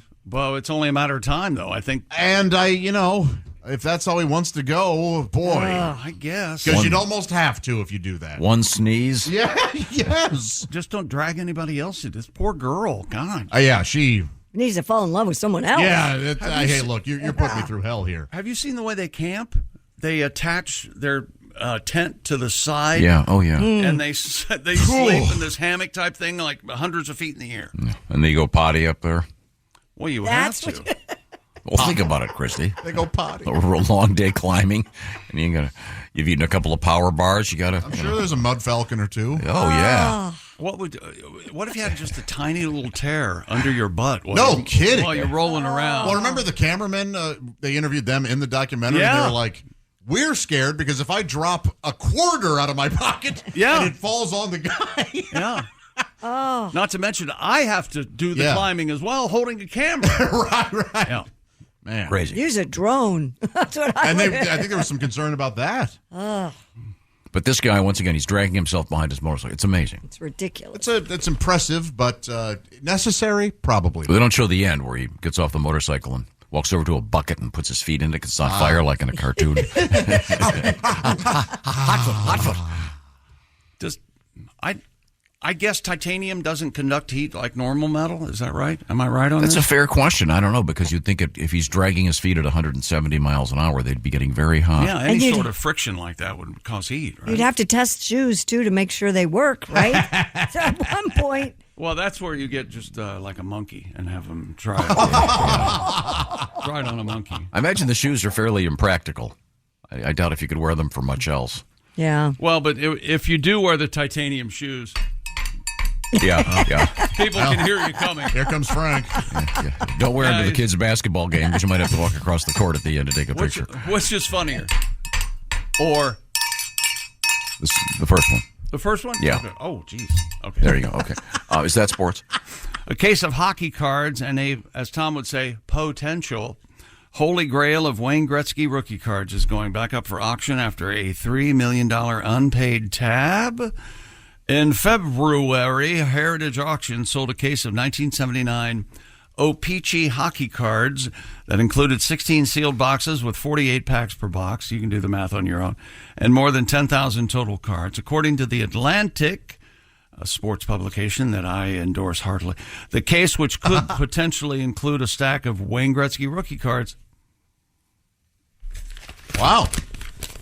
Which could potentially include a stack of Gretzky rookie they're cards. sealed. That's the gamble. They don't even know. Yeah. So what's the story about? If they're in there, it's worth a lot of money. If they're not, they sold this thing for whatever it was, $3 million in the spring, but the guy didn't give him the money. 3.7. So now they're going to re-auction them. So they get they didn't get the 3.7 initially, right? Right. The guy said he was going to pay, didn't pay him. Mr. Jack Arshawski told the CBC he paid for the case, but according to Heritage Auction, no payment was made. So who knows what happened there? Maybe the case is going back up for auction this weekend. But they're not opened. So this is kind of like buying one of those storage garages, storage sheds. Storage sheds. There's no difference between reading this story and not reading this story. Does the story happen to say either of you? You don't think this is fascinating? No, I do. But does it happen to say what one of those rookie cards would go to? Or would go would for? sell for? But then if there are a lot of them, then you're flooding the market, you see. Right. So that, okay. So, I mean, this is... There's an estimate there's 27 Gretzky cards in this... and it would be interesting treasure trove if we knew what those might go for. Yeah, it would be interesting. Well, yeah, that would be part of the story. Someone will probably open the box on big part of the story. The internet live. Maybe on Boxing Day in Canada. Oh, that's interesting. I think it's already happened, hasn't it? Do they do Boxing Day? Do they celebrate that? Boxing Day I thought that was primarily... It's the day after Christmas. You take things that's back. Right, yeah. I don't see if it says what one of the... A near-mint Gretzky rookie card can sell for $7,000 to $8,000. So it's not worth... Mint condition card can fetch millions. In fact, the last mint condition Gretzky rookie card sold by the same Heritage Auctions... no, this can't be right. This must be the $3.75 million for all of the cards rather than just one, because this isn't written correctly. Are they NHL or WHA? From 79? 79. It's his NHL. rookie. It's his rookie card in the NHL, I believe. Okay. I mean, that's my belief. If there isn't one in there, do you get a store refund? I mean, what are they? You get some very hard gum. Bueno. You'd be a little Regretsky. I spent the money in the... Nobody bought the baseball cards for the gum, did they? Nope. You could shave with that gum. It's definitely not So good. bad. So we'll see if anybody puts up the dough this time and what happens. Well, thank you very much. Is that sports? Yes. Wayne Gretzky started his pro career with the Indianapolis Racers in 1978. There you go. And actually, Ovechkin is getting close to his goals scored record. I think he's like 30-some behind him or so. Yeah. You're wild. Okay. Nobody thought that would ever be broken. Except me. I knew it. Yeah, we can start working on that song now. Which one? Regretskis. I've had a few. But then again. Yeah, but it wouldn't be Pat. It would be Frank. This is what you farted for. It's hurtful. Why? It's hurtful, this man. Why the anger? Coming up, we're going to talk with the great Peter Frampton. Also, we have our pigskin picks competition with our winner and the shoe-in of the week. But right now, Christy Lee. I've always loved Peter Frampton's music, but he should do a live album. Why has he never done that? We're going to tie this all together. We were talking about Judy Garland. We were talking about auctions. A pair of ruby slippers worn by Judy Garland and The Wizard of Oz are up for auction nearly 2 decades after they were stolen. I always love Tom's takes on the Heritage Auctions, which now, of course we just talked about. Are they still the same size, or the gay guy that had them? Did he blow them out while standing in front of a mirror, tucking his male member between his legs? Heritage Auctions in Dallas announced the online bidding for the iconic shoes will continue now through December 7th. The company received the sequin and bead bedazzled slippers from Michael Shaw, breathtaking, the memorabilia collector who originally owned the shoes. You'll recall back in 2005, Mr. Shaw had loaned the pair to the Judy Garland Museum in Grand Rapids, Minnesota. That's right. Where they were stolen by a Mr. Terry John Martin. Mr. Shaw. Mr. Martin actually thought those were rubies, by the way, when he stole them. I saw some of these at the Smithsonian. They're hideous. Oh, they're ratty. And the whereabouts were unknown until the FBI recovered them in 2018. And the Judy Garland Museum is among those vying for the slippers. Isn't that how she used to smuggle her Percodan, though, in the ruby slippers? What? No, I think back then Louis B. Mayer was just shoving them down. Oh, that's true. That was over there in craft services. They were spread out on the table. Can I please eat anything? Yeah, these pills, Judy. Yeah. You're pretty. I guess the guy You're really pretty. The guy that stole them did not get any prison time because he's apparently very elderly. And he was very disappointed in that. Yeah. By the way, it's my understanding, though, that they did, I forgot about this, they did sequin his ankle monitor. So. I bet there's someone who's done look that. Around. Sequined, bedazzled their ankle monitor. I bet that's happened. You know, sir, you have to go to prison because you stole these ruby slippers. Why do you think I stole them? Now remember, if you can find me, you can have sex with me. I'll be under my boat. Okay. This guy's apparently quite ill. So. Quite. You could have left that part out. He couldn't let us have it. He's dying right now. Oh, yeah, these famous phrases. Aren't we all? We're not in hospice anymore. Act accordingly. Oh. All right. Okay. Welcome to Evilville. Josh is your man. There's no place like home detention. There's no place like home detention. Yeah, I was shocked at how ratty they do look. But then again, they are almost 100 years old. Well, yeah. They've probably been in boxes and stuff. But 39, right? That came out in 39? Wizard of Oz? 1939, yeah. And there were just 3 pair of them or something. And that was like a colossal year for motion pictures. Yeah, Gone with the Wind and Wizard of Oz and all that stuff. You know one of the Munchkins. Upskirted, Judy? No, had his way with the ruby slippers. You know that happened. I'll bet a lot of stuff did. Yeah, I bet it was odd. He left his. Did you ever see that movie with Chevy Chase, Over the Rainbow? Is it Under the Rainbow? Under the Rainbow? Or I Over forget, but I remember seeing it 20-something years ago. Isn't Carrie Fisher in it? Yes, and just being baffled. It's about the making of the Wizard of Oz. Behind the scenes. Yeah, but I don't think Munchkins. it's accurate or good or anything. It was odd. Anyway, sorry. So, all right. Anyway, so they're going to be. Did they give? What are these going to go for? I can't imagine this little museum could afford millions of dollars for the ruby slippers. It says the funds. It says $100,000 been set aside this year by the Minnesota lawmakers to purchase the slippers. So, where is the Judy Garland Museum? Grand Rapids, Minnesota. The less well-known Grand Rapids. Yeah. This says the slippers were insured for $1 million. Their current market value is estimated to be $3.5 million, according to the Associated Press. Wow. All right. Well, the remains of Toto are also up for sale. I think Toto's stuff somewhere. Toto's probably in a cemetery in L.A., I'm guessing. Probably. I would hope. Wouldn't it be good with if fairly large marker? If he was in a picnic basket and you lifted the lid and Toto, man, oh man, that would be. I'm just saying, I bet those ruby slippers are encrusted with more than rubies at this point. I'm just speculating.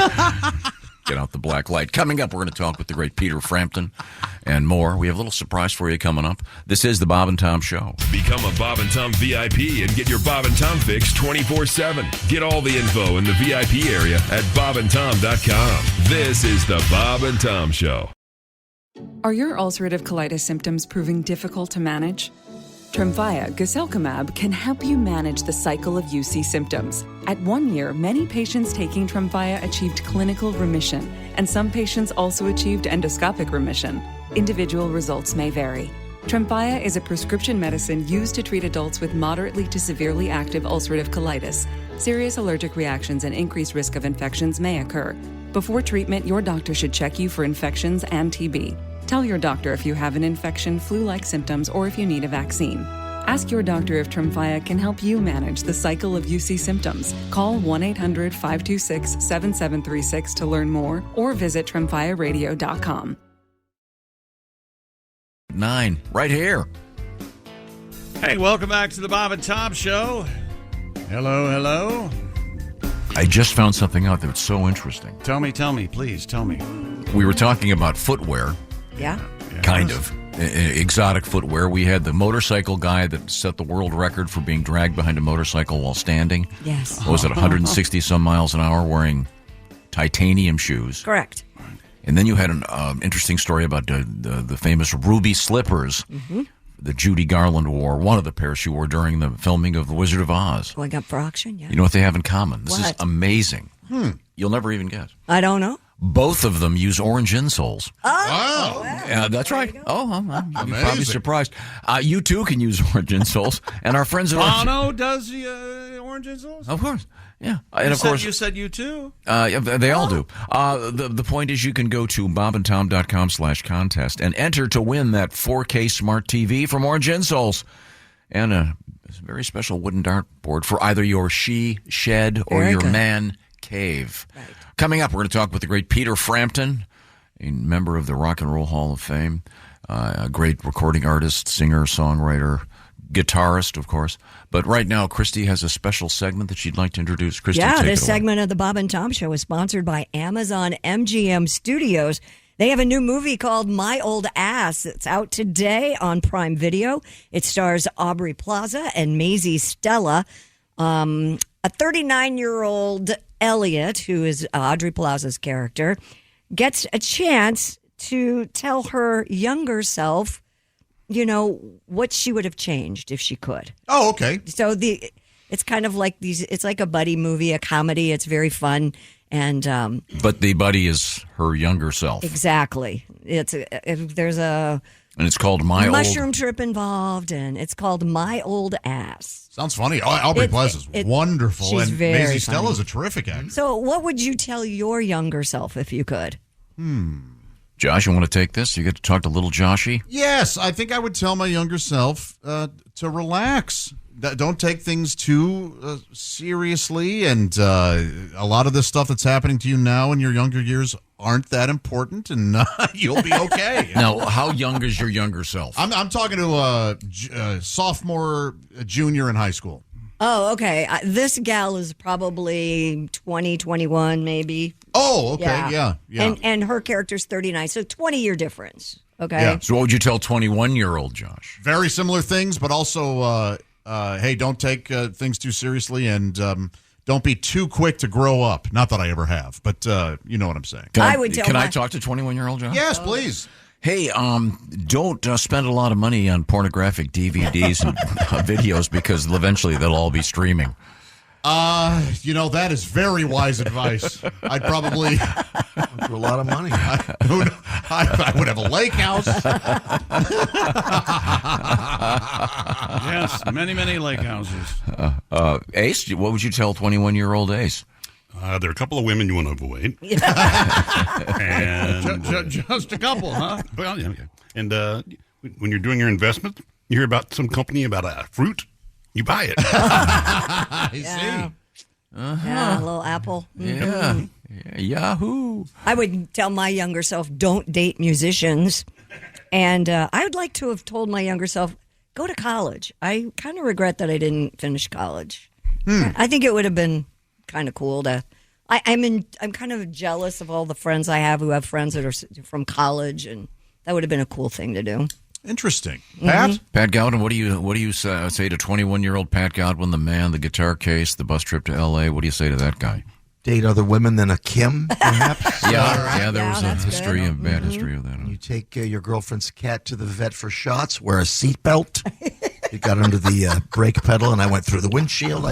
What else would I tell? God, what a life. complicated automobile wreck you had. Wow. So wait a minute, what's the story now? Oh, I got in trouble with my girlfriend Kim, Yeah. and I bought Is this Kim the first? Kim the very first, Okay. Kim Staggs, yeah. And I got her a cat, and she said, "Well, you have to take that for shots." And it was at the time where we didn't wear seatbelts. And I took the cat for shots, and it got underneath like the pedals.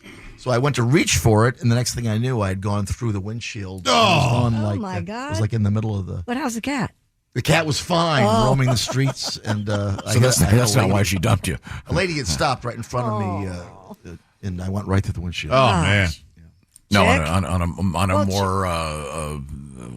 Yeah, what about me? Why, are you scared to come over here? What's the problem? Okay, no, Chick. What would you tell 21-year-old Chick McGee? Don't get married until a certain age. I would tell him What would that age be? Can you get Social Security at that age? No, it never would be up for debate. Yeah, that might be. Man. Yeah. Save more money. I would tell him that. Just the classic things, I would guess. What about you, Tommy? Well, I wouldn't change anything. Everything's been wonderful. Yeah, kind of in the Josh mode. Relax a little bit, but the thing is, you don't know. You don't know. You don't know everything. Exactly. Yeah, but if you go back, will you know? I guess in this movie, you will know, right? Yeah. You'll know. Well, and I would venture to guess that maybe one of the things at the ending of this movie is, you know what? No regrets. I can't really. I had to go through that to become the person I am today. Yeah. And Absolutely. we'll learn something. Yeah. Well, Elliot's I don't know, wisecracking older self does get the chance in this film. So if you want to check it out, it's called My Old Ass, rated R, out today on Prime Video. It looks like a lot of fun. I look forward to it. I really think Aubrey Plaza is just so funny and great, unique. What's style. the movie? What's the movie? It's kind of a sci-fi movie where there's a time machine. E.T.? There may or may not be a time machine, and it's those brothers, I think, made it. What is that called? I really liked that. Safety Not Guaranteed? Yes. Oh, yeah, the Duplass. They were kind of behind that. Yeah. That was terrific. That is a cool flick. Yeah. The plot to that was so wonderful. I don't think it lived up to the plot. Jake Johnson. But, I thought it was great. So you get to tell your younger. My Old Ass from Amazon MGM a funny Studios. name. Yeah, it is. Yeah, very good. I tell my old ass something. Yeah. My old ass has some wise advice for you. Now let's try it real quick. What if you were talking to your, say, 16-year-old self? Oh boy. If any, maybe date a little bit. Oh, I did that. I didn't do that until I was 19, 20. I was hung up on one girl for years. Okay. Can you imagine if you'd go out for sports and have this brain, the brain you have now, and you'd go in high school, you'd be able to play sports and not get all that, not get caught up in all the clicks and right. Just I'd focus say, on your talent. I'd say someday you'll have pubic hair and you'll be okay. Yeah. Oh yeah. That'll be those guys mocking you will be. Many of them will be total failures in life, and you can look back and go, "You deserved it, you prick." Yeah, that's what I would enjoy tell the them. moment. The time goes so fast. Tell people you love them more often. That kind of stuff. Yeah. Come on. And to be more You vengeful. Shut up, pal. More vengeful. No, you don't want to be. Oh, I would be. Start kicking ass. Walk up to some guy, go, "Hey, by the way, have fun now, because 10 years from now, you're done." Coming up, we're going to talk with the great musician Peter Frampton. We have some other exciting things in the news with Christy Lee at the SILAC news desk. And Josh, of course, is at the headquarters, we should say, of Sidekicks Everywhere, the Steven Singer Jeweler Sidekick Chair. Mm-hmm. And we're also going to talk with our big winner from Week 9, Jeff Higton from Fresno, California. This is the Bob and Tom Show. Thanks for listening to the Bob and Tom Show this morning. Catch any part of the show you missed later today on our YouTube channel. Every cup of Nespresso coffee is an invitation to transform your morning routine into a ritual you can treasure each and every day. Using the Virtuo Pop, a simple touch of the button freshly brews bold aromas and a rich, velvety crema layer for delicious cafe-quality coffee at home. Whether you enjoy your coffee hot or over ice, every sip, every morning is unforgettable. Nothing tastes like Nespresso coffee. Visit Nespresso.com or our app to explore our full range of easy-to-use machines and coffees not found anywhere else. Hey. That was 4. Welcome back to the Bob and Tom Show at the Silac News Desk. It's Christy Lee. I'm trying. There's Pat Godwin. Hello. It's all that we can ask for. I know. There's Josh Arnold, the I Hate Steven Singer sidekick chair. Well, most other jewelers hate Steven Singer. Why, you ask? Why? Because Steven Singer Jewelers gives you the lowest price every single day. None of those silly, phony sales or fake discounts. Experience the difference. IHateStevenSinger.com. There's Ace Cosby. Hey. I'm Chick McGee at the Dude Wipes Sports Desk, and here's Tom. Well, thank you very much, Chick McGee at the Dude Wipe Sports Desk. As you mentioned, we're going to be speaking with Peter Frampton coming up just around the corner. But first, Christy Lee. And happy Election Day, everybody. Get out there and vote. Make sure that you don't miss it. What are you guys laughing at? The first Thursday in November. That's right. We have talked about this on the show before. Bake your bed or don't make your bed. What do you do? Bake your bed? Make your bed. Make your bed. I have heard make your bed. Mentally, it's great for you, but wait about half an hour. Message from a physician going viral. Stop making your bed in the morning. But you've hit the nail on the head. Dr. Samed Mazar went on TikTok to explain beds contain millions of dust mites that feast on our flesh overnight. And they can be a particular issue for those of us who are allergic, maybe. He said mites thrive on moisture. And because moisture gets trapped when beds are made in the morning, it helps mites survive and reproduce. See, this guy is married, obviously, and doesn't want to make the bed. He came up with this scientific explanation, so he doesn't. Sorry, honey, I gotta head into work. I let that bed breathe for half an hour. Take care of that. He does suggest people leave their beds unmade for 30 minutes to an hour. I do, to allow the moisture. Because there's someone sleeping in it. when I leave. It allows moisture to dry up and inhibits mite growth. There you go. Mattress protectors and changing your sheets every week can also help keep mites at bay. Well, of course. Yeah. I am allergic to dust mites. Are you? Mm-hmm. Dust mites, mold, and cockroaches. How do you know that? I took a test. Is that right? Yes. So Did you is pass? it like a 10 answer? True or false? It was. I don't like cockroaches. Yes. Is this the thing where they put that screen in your back and inject you with all that stuff? Yeah. It wasn't bad. How do they test for dust mites? I don't know, but they did. They injected me with something. They have some kind of dust mite fluid juice. with all kinds of Boy, that's Isn't it true? That's got to be a tough gig. I think, harvesting dust mite juice for allergy tests. I think. Is this one of my actual thoughts or a crazy lie I'm going to make up? You be the judge. I think cockroaches and dust mites are in the same family, and if you're allergic to cockroaches, you're likely to be allergic to dust mites. That sounds plausible. Plausible. Yeah, I'm sure someone that knows that, and if we just before I jump off the building, we can find out. This is so boring. Have I made you jump off the building? So boring. I'm boring. Just having a little Really? Christy, grab one of the stories that he gave you. Well, real quick, I have a question about making the bed. When you guys make the bed, do you tuck in the end of the bed so that your feet are really tucked in, or do you keep it loose? With a sheet or the blanket? I tuck in the sheet, yes. But my feet don't go near the Then when you get in the bed, though, don't you like that loose? No. No. You want it nice and tight? That's my favorite thing. Well, I have my bed made once a week, and I love getting into it when it's made, but that's it. Okay. So you don't make it at all through the week? How about when you stay at a hotel for 3 or 4 days? Do you want the bed made every day? No. I demand it. No, I put do not disturb, and I don't take that down until I leave. I'm with Chick on When that you're one. home, do you let the dogs get up in the bed? No. I do. You do? Oh, yeah. Are they sleeping in there with you all the time? Yeah. On the bed? One of them. The other one gets down and You never know when you might have an overnight guest who's allergic to dogs. You don't want. Oh, that's your logic. Well, I'm just saying. Okay. You never know what's going to happen. Right? But you don't make your bed at all? Mm-mm. Pat? Once a week. You know why I don't make my bed? Because I'm a swinging bachelor. That's why. Yeah, to make it would be a waste of time. A waste of time. Wouldn't that be Wait a minute, Christy, wouldn't that be a turnoff for a lady? Let's just say a chick was looking for some traveler or whatever. Traveler. Well, I would think if chick thought he was going to have... Make it sound like I'm out on some sort of country road. Are you a fellow traveler? I would like to for women. think that if chick were in the position that he was going to have an overnight guest, he would make the bed before she arrives. But you never know.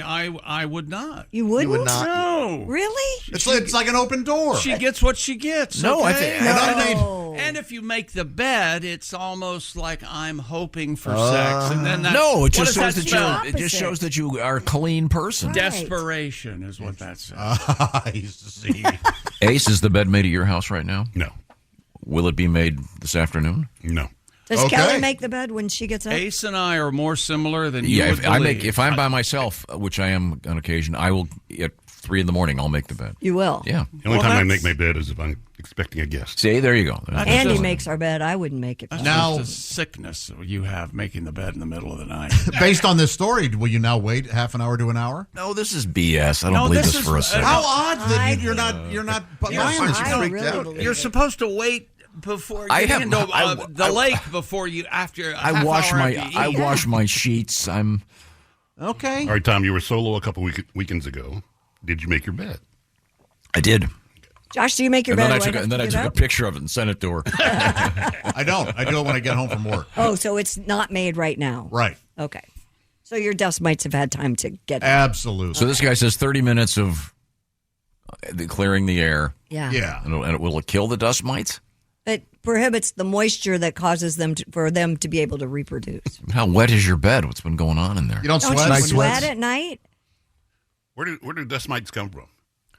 Off your Mommy body. and daddy I mean, dust you- mites. Like Ace, right now, you literally have so many dust mites on Okay. your body. Right. You're When I covered in bugs right when now. I change my sheets on Sunday, are the new sheets have They're- dust mites? Yes. No. Yes. Clean. No, No, they're they're clean. There They're are water. I promise you, dust mites are on everything, everywhere. Yep. Okay. Now, yeah, you Then can, how- if you clean your sheets, there are still dust mites. Some will survive that, Okay. won't they? I don't know. Sure. Well, Yeah. you're allergic, so what's happening? I have a special mattress cover, Okay. so that they don't just live there and breed and stuff like that. Oh my God. There are things you can do. You have You're a a mattress lot- cover? Is it Yeah. That's plastic? a lot of work you're like. It's not plastic. It's kind of like a. You're a lot of work for somebody. God, my God. Not at all. I think you are. I am the least. I'm the lowest maintenance in this room. I don't think so at all. You're Now, if doing you're- stuff all day I'm to allergic maintain to yourself. dust. Yeah, no, I gotta make my bed I later. assure you, I am the lowest maintenance in this room. Yeah. You think? Who do you Everything think's lower? has to You? be just so. That's not true, Ace. No. You're high maintenance, but you're high maintenance at home. That's the like. What I mean is, if you have to be at home, that's a high maintenance trait. Having to be at home? You can't stand not being at home. I just told you I had lunch at an Indian And restaurant I yesterday. guarantee you couldn't wait to get home. I was tired, yeah. Gotta get this to go. Here's my problem. When I'm home, I want to go out. And when I'm out, I want to go home. Huh. Isn't that interesting? So you're impossible. Exactly. No, Josh, I go out walking every afternoon. I go out when I have something to do. Yeah, I see. Yeah, you just don't want to be out and about for no reason. No reason. Okay. And you qualify going out for a walk as something to do. Yeah. Well, that's just sad. Fresh air, I go to the park, sit and watch everybody. Oh, you're that's that, nice. You're that guy. Huh? Can you do me a favor today? I need a picture of this. I want you to go out to the park with a notepad and start. You don't have to write anything at all. Just like act like you're writing. Take a picture of it and then send it to me. I love this. Are you listening to music or No. Oh, Just enjoying nature and He's just staring. That's great for you. Staring and writing and staring. I'd be bored. It's really healthy. Okay. Just to sit outside and not do anything. You know, can't do that. Josh goes fishing Headphones. for hours. He lets the fish go, so he's just killing time, Yeah. enjoying nature. And do by the you wear way, headphones so you can listen to a book or something? No. when you let those fish, when you catch and release, you're hurting those fish. Why are you so afraid of quiet, Tom? I have gotten this lecture. You're not hurting the fish there. Yes, they, you are. they don't have a lot of nerves And in then those they have fish to lips. swim around with a hole in their lips. Well, the water keeps spraying out. And their babies go, Daddy, what happened?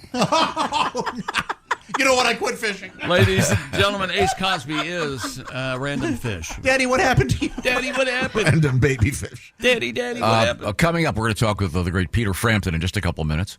Certainly looking forward to that. A member, of course, of the Rock and Roll Hall of Fame. Songwriter, singer, great guitar player. A man who's been touring for a long time, and he's still doing it, which is so great. We'll find out what the latest is from Peter. But right now, we have time for one quick story. Christy Lee, what do you got over there? Oh, okay. Authorities in Massachusetts arrested a spa owner accused of injecting clients with counterfeit Botox and skin fillers. Ms. Rebecca Fadalini allegedly performed over 2,700 illegal injections between 2021 and 2024. My gosh. The 38-year-old accused of smuggling counterfeit Botox and fillers into the U.S., some of which were seized by U.S. Customs officials.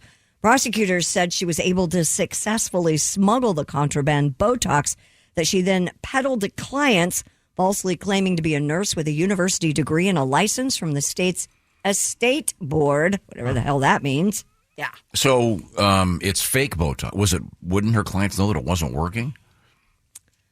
I mean, how does that? You get new How does that stuff work? Right after you get injected, does it immediately clear up your wrinkles? I've never had Botox, so I don't know, but yes, I think so. Yeah. It may have still worked, but it wasn't legitimate Botox. Does that make sense? It was Botox. Yeah, I read somewhere that there's places that are watering it down at those Botox parties. Oh, really? I read an article about that. Yeah, that's called Botox, B-O-T-O-C-K-S. Can you get Botox in your buttocks? Yeah, you could get it anywhere. Because when I was in radio school, they made us. Did you ever have to read this thing? She boosted big butts with Brazilian bogus Botox, but it was badly busted in Boston. No, I did not, but that was very good. That's a true thing. It's a tongue twister. According to this, Botox is not immediate. It takes about 5 to 7 days to show up. Oh, okay. There you go. See, I don't know. I never had it. A week later, they're going, hey, my lips aren't big. Or whatever the hell. Are the primary? That's is this? Do you happen to? This is you do know. Not a fair question, but do more women use this than men? Is there a? I would think so. Gosh, yes, I would. You know what? You'd be surprised how many men get it. I bet. Really? Weren't men getting it on their anuses? Mm-hmm.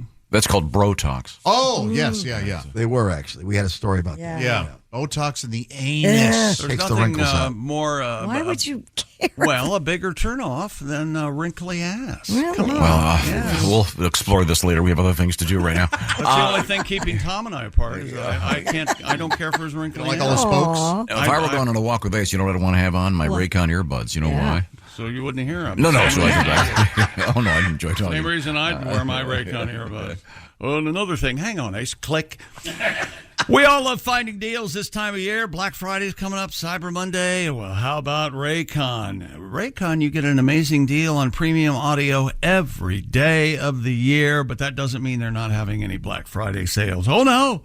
They're doubling down by offering Bob and Tom Show listeners exclusively up to 30% off site-wide the latest model of Raycon's everyday earbuds with new features like 32-hour battery life, the multi-point connectivity lets you pair with 2 devices at once, and active noise cancellation. Even though Raycon's quality rivals some of the biggest names in audio, Raycon start at just half the price as the other guys. They're already an incredible deal, now even more so when you factor in their Black Friday offer of up to 30% site-wide. Choose from a variety of vibrant colors, not just the standard black or white.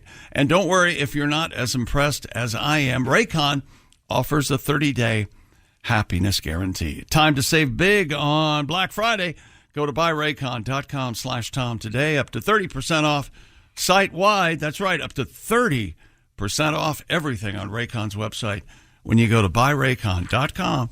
Thanks very much, Chickster. Coming up, Peter Frampton. This is the Bob and Tom Show. Business taxes. We're stressing about all the time and all the money you spent on your taxes. This is my bill? Now Business Taxes is a TurboTax small business expert who does your taxes for you and offers year-round advice at no additional cost, so you can keep more money in your business. Now this is taxes. Intuit TurboTax. Get an expert now on TurboTax.com/business. Only available with TurboTax Live full service. Welcome Welcome back. It's a big screen up Welcome back to the Bob and Tom Show. We're all here, and Tom, we have a royalty, a special guest. My goodness gracious. There he is. There's the puppy dog. Wow. There's the puppy. Bigsby, right? It's Bixby. It's Bixby's world. We just live in. That's exactly right. Yep, We're joined by dog. the great Peter Frampton. Peter, obviously, great work. The Rock and Roll Hall of Fame. So cool. Tom, you didn't do it right. Yahoo. And now, ladies and gentlemen, an honorary member of San Francisco Society, Mr. Peter Frampton. Okay. Peter, I loved it in your speech where you kind of sort of broke and you said, by the way, is it cool if we nominate Humble Pie? Well, Steve Marriott is in because of the small faces and the faces, but as a band, obviously there's lots of terrific bands that, but that's personal for me. So, and Jerry Shirley, obviously, who I say, good morning, Jerry, wherever he is. Mm-hmm. And he and I would love to do this for the other guys too. So we'll see. Yeah, I'm a big fan of Humble Pie, and get their records, listen to them. Can you tell the story, Peter, when you first did the? I think I've got this right. It's from your book. The riff. I don't need no doctor. I don't need no doctor from the riff. And Steve came running up and said, "Hey, what was that? What the hell was that?" Yeah, we were playing. I think we were opening for Grand Funk Railroad, and we were allowed a sound check, which was not the norm when you're the opening act, So we got to know Grand Funk pretty well, and they were really nice guys, and gave us a sound check at Madison Square Garden. And my amp was turned on, my Marshall stack, and so I just did an E chord. And there was nobody there. Obviously, it was just this huge. I'd never seen anywhere this big before, and this E chord just rang out throughout the place. And I looked at Jerry, and Jerry just started playing drums, and I started playing this riff of the beginning of Doctor, and then which I had no idea what it was. It was just a riff, And then Steve Marriott was at the mixing console, and he just ran to the stage, jumped up, didn't even have a guitar on, and he just went straight to the mic and said, "Hold it on the E." And he started saying, "I don't need no doctor." And that was it. We arranged it that day, that sound check. Wow. We had long enough, and we did it that night. And I believe it was the last number of every show after that. Man. Oh, it's great. I often do the "we go home on Monday" speech myself because I love it so much. We do that on stage too. We play Steve. Oh, that's the best. Peter Frampton, now a member of the Rock and Roll Hall of Fame, and you have the dog because you have some pretty serious health issues. How's that going? Everything, you look great. I feel great. Yeah, no, everything's good. It's IBM. It's a muscle disease, but it's not. I'm going to live, so that's much better than a lot of other things that I'm so glad I don't have. So no, things are good for me. In fact, even though my muscles are getting weaker very slowly all the time, so it's getting a little, hands, fingers are losing strength a little bit. So is it affecting your playing? Is it affecting the guitar playing? I'm sorry. Yes, it has started to affect it, but I think that what I'm enjoying now is adapting to, maybe this finger isn't as strong as that finger right at this moment, and I'll just, as I'm playing, I'll switch my ideas, and I'm enjoying it because I'm having to work around it. It's a challenge, and there's one thing about the Frampton family. We do like a good challenge. Now, are you going to be continuing to tour? What's your schedule, do you know? It looks like we're going to do another couple of weeks, either in the spring or the beginning of the summer. We're working on that right now. Because I just feel it would just be great to go back out there. And we did the Thankful tour, Positively Thankful tour. And I think I'd like to continue that. And just because so many people, when you wake up and your daughter calls you and goes, Dad, you've got over 500,000 votes. And I go, for what? For what? And she goes, the Rock and Roll Hall of Fame, you idiot. So 500,000 people plus voted.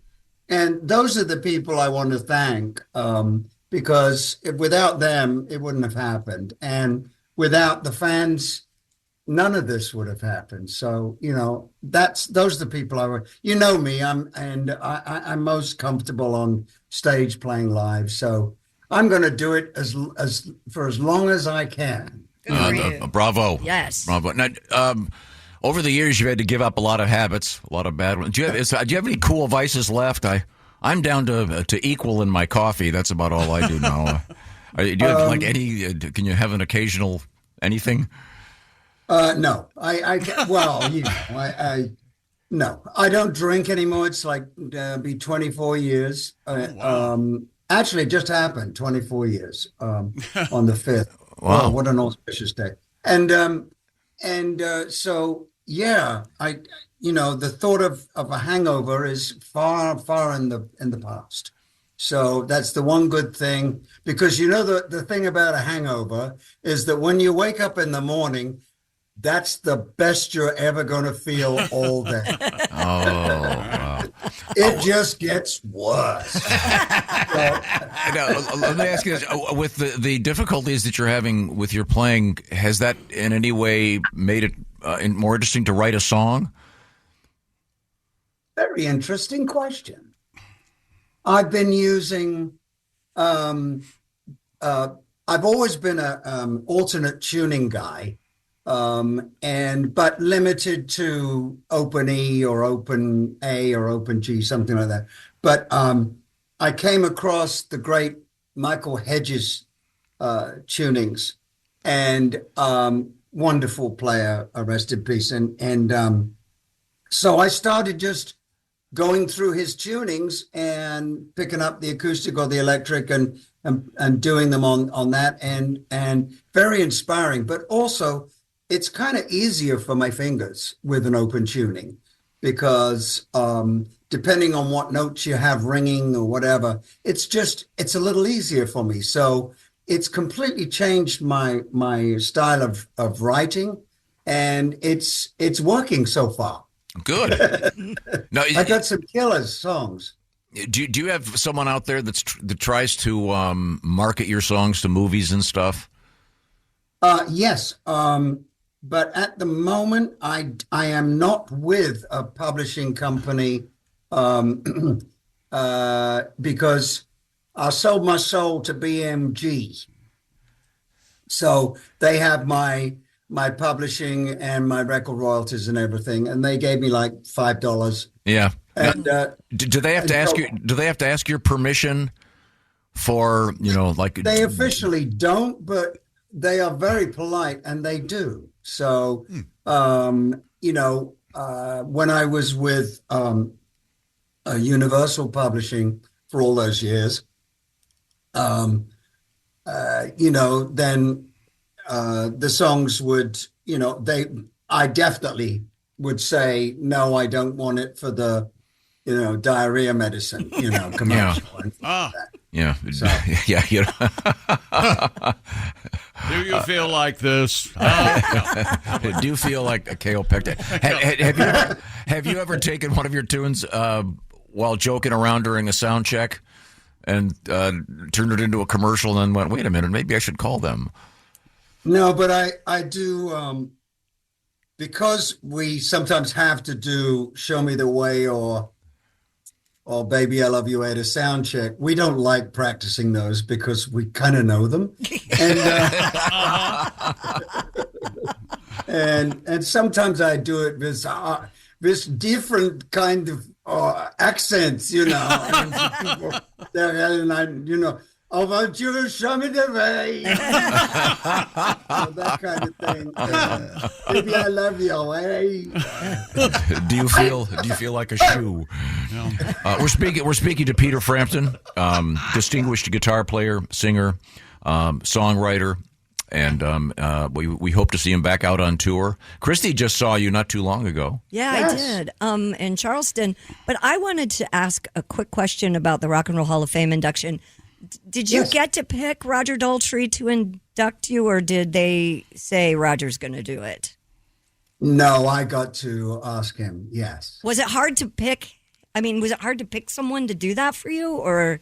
Well, it always is. And then you've got availability at that time of year as well. So, I had to have a couple of different people that I went after to ask to do this. And but when Roger, because I've known Roger since I was 16, so with the Herds, or 16, 17 around there. And he's known me and I played with Roger on a British Rock Symphony. And so, yeah, we've known each other for years. And he's always been a super friend. And he's one of the nicest guys in rock. He really is. Well, it was a great story. I also have read that Roger is a bad man. He can back in the day he would punch out a guy in a second. Oh yeah, well he on the Rock and Roll Hall of Fame he was using a wireless mic, but usually he has a wire on the mic, because he does the whip. This business, right? Yeah. And then if there's someone in the front he doesn't like, just like run. Clang. Once again, we're speaking with the great Peter Frampton. And now, are you just primarily chilling out and writing songs and kicking back? That's it. Yeah, I'm just home. Bigsby and I rule the roost here. Mm-hmm. And are you there, Biggs? It looks to us. Is he a black lab? There he is. No, he's a doodle. Is he a doodle of some sort, Peter? He is. Yeah, he's 60 pounds now, so he's a big dude, and he has to be that. The trainers wanted him to be, 60 pounds. So, hi, babe, how you doing? That he could support me, my weight. Mm-hmm. So yeah, he has.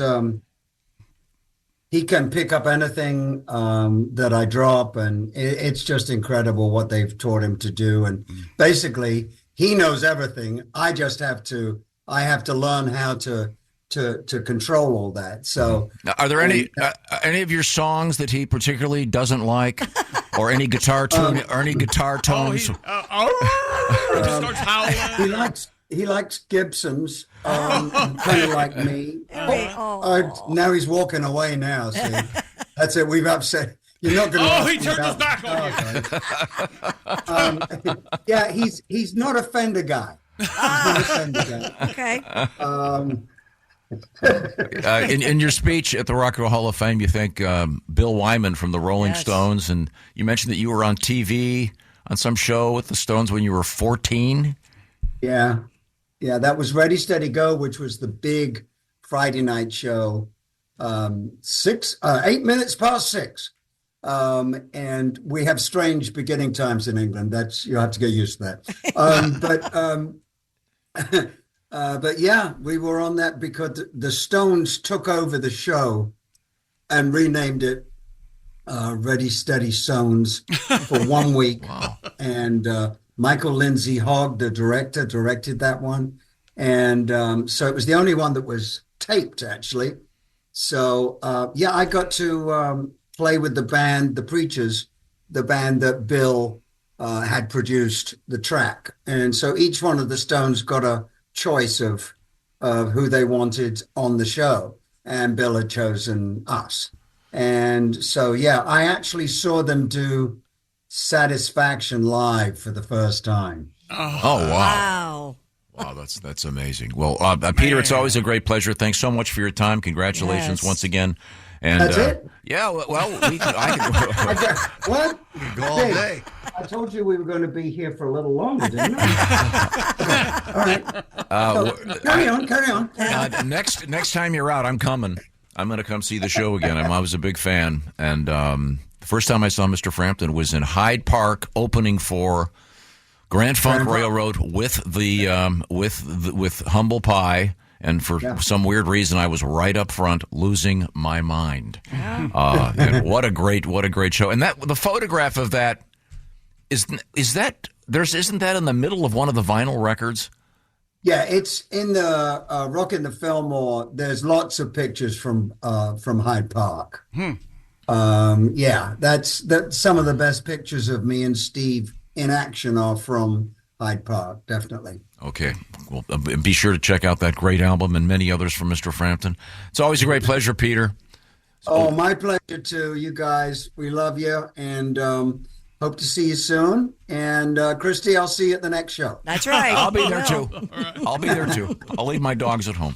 Thanks, Peter. Okay. All right. Very good. Fair enough. What a great guy. Yes. And we've been lucky enough to have him playing in the studio on several occasions. And he can still play great. What year was that Hyde Park show? 70 maybe. Oh, okay. So way before Frampton comes alive. Yeah, he was in Humble Pie. Well, I know that. But yeah. at the time. Oh, okay. Yeah, and Grand Funk was at their peak. It could have been 71. Okay. I'm not cool. sure. But I was in London both those summers, so I'll check. I'll find out. But thank you for asking, Christy. Oh, you look over your looking for a time frame. You look over your journals and how you check on dates. Travel itineraries back then? No, I'll look at the album. Yeah, or Google it. Yeah, I don't remember. I was actually having lunch with my sister at the original Hard Rock Cafe. Whoa. The very first one. Yeah, right off of Hyde Park. And it was impossible to get a decent hamburger in London at the time. Now, is there a Jekyll Park as well? It's on the opposite side of the lake. It's very different. It's a little dodgy. Yeah, airier. And they don't cut the grass. Fair question. It is a fair question. Yeah. I'm mining comedy. And I'm going back there next summer. Yeah, I know. To see a concert. You're seeing Gracie Abrams, aren't you? Yeah. Mm-hmm. I didn't realize how lucky I was until Josh actually said this morning, that I was a senior in high school when Comes Alive came out, and we all thought, holy hell, what is this? And Josh was like, boy, that must have been something to hear, because there wasn't anything. There were live albums, but there wasn't anything like that. And songs to go on that long and on the radio. Songs that go on that. Yeah. Do you feel the first radio edit I played was like 7:13 or something, and it was unheard of that long. Yeah. Yeah, great stuff. Great stuff indeed. I'm going to just watch a concert in Hyde Park next summer. I bought the tickets yesterday. I heard. How exciting is that? Anthony No, it's Gracie Abrams, right? Mm-hmm. Oh, she's good. Yeah, she's great. Now, I want to tell you about what our sponsorship is this hour. It happens to be BetterHelp. Bob and Tom Show, brought to you by BetterHelp. BetterHelp, of course, is I could say a more elegant way to access therapy. And it's been a rough year. And maybe getting the edges a little bit less rough can be done for you through therapy. And this is a way, I say it's more elegant because it's kind of a convenience. It's about convenience, flexibility, a time-saving way to give yourself enough time just to find out what's going on in your head by going to BetterHelp.com/BT Show. BetterHelp is a way to access therapy online. You take the questionnaire, you fill it out online, and then you'll be hooked up with a therapist. One of, I've heard as many as 35,000 therapists are participating in this program. Then the therapy itself is done online, so you can use your smartphone, you can use your laptop, you can do it with a desktop, whatever. You can do it as a phone call, you can do it with a camera on, you can do it texting back and forth. It's all about convenience and at the same time benefits of therapy. So if you've been thinking about therapy, this is a great way to try it. Once again, visit BetterHelp.com/BT Show. The /BT Show part will knock 10% off your first month. It's BetterHelp. I'll spell it HELP. BetterHelp.com/BT Show. Coming up, we have a couple of updates in the world of exciting things in the news. Christy, what have you got over there? Well, coming up, we're going to have homeowners who found a skeleton. We have Titanic news that we never got to yesterday. Also, we have Exploding Whale Day in Oregon. Oh, coming up. this is really interesting. Mhm. And the skeleton, can you imagine buying a house? And finding a skeleton? No, I can't. A real human, long dead person. Right. Hey, did you check that closet in the basement? Nah, it's fine. Nothing in there. This is the Bob and Tom Show. For a complete copy of the Bob and Tom Show contest rules, go to bobandtom.com/contest-rules. Or just scroll down to the bottom of the page and see contest rules. This is the Bob and Tom Show. Whether it's a movie night or just midday, Skinny Pop is a salty snack that keeps on giving. Made with just 3 simple ingredients for an irresistibly delicious taste and a large serving size that lasts. Deliciously popped, perfectly salted. Skinny Pop, popular for a reason. Shop Skinny Pop now. Nope. Welcome back to the Bob and Tom Show. Shut up, be quiet, shut up. If old me could go back and talk to young me, Yes. I would tell young me, you get to talk to Peter Frampton one day and he'll know who you are. I have. No kidding. I would lose my mind. I'm with you, chick. Man, oh man. The fact that he knows my name, God. It is funny. I've hugged him. I'll give you money. We were talking about that because of the movie Yeah. called My Old Ass, ASS, My Old Ass, Aubrey Plaza, Maisie Stella, and Christy. What's the premise of this movie again? Well, this is if your older self could talk to your younger self, what would it say? It's cute. It's a comedy. It's rated R. It's got some fun. And I guess fun-filled moments. at some point in the movie, she says, "Can I touch my old ass?" Yeah. or something like that. Oh, Yeah. okay. Yeah, Well, yeah. that's funny. Yeah. It's out today on Prime Video, so you can check it out for yourself. It And- was a selection for Sundance. It's really a cute That little film. your take on a chick is really funny. Can you, if someone said to you when you were first in your car, listening to an 8-track of Peter Frampton, going, "You're going to get to talk to him someday, and he's going to be playing one of his songs live and call on you." Remember that? And you'll have Joe Theismann's phone number Yeah. in your phone, and other stuff. Yeah, that would Thank you for this job. be very, very. There are some. Oh, you're welcome. Who the hell are you thanking? Him?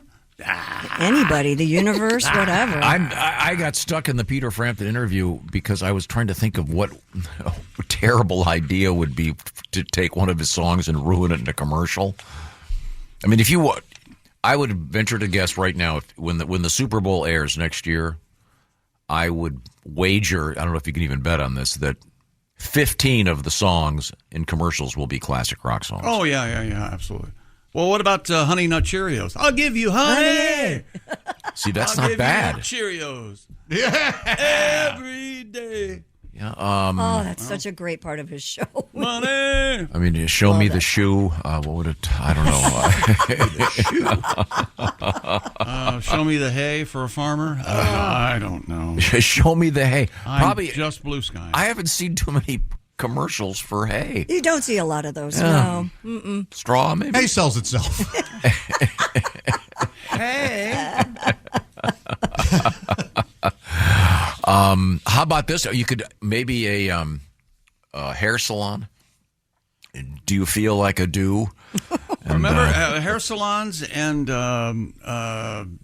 dog stores, pet stores have the most puns, I guess, per capita. Oh, yeah, absolutely. Something like that. Yeah, hair apparent. They're all those. Curl up and die. Curl up and die. Yeah, and we had that story about the Botox. Yes. And it was this, apparently, I'd heard this, I saw another article about this. There are apparently people that are not properly licensed, or they're buying, what's the word, a black market Botox. I'm not making this up. Yeah. And apparently the article I Watered read said down. when they use whatever diluted, however it's diluted, it doesn't last as long. So I don't, but I'm not a Botox person. But you mentioned that they actually use Botox in the rectal area, and I found the story. A Manhattan-based surgeon says that he does anal Botox. Oh, God. And is it anal Botox or cheek No, Botox? it's in the It says, starfish here's part. the quote from the doctor. Anal Botox dilating and, quote, I'm reading this verbatim, I think our corruption with Christy is complete. She just said they use the Botox in the starfish. You're correct. This is it reads verbatim from the text. Anal Botox dilating and, quote, tightening services run from $5,000 to $25,000. What?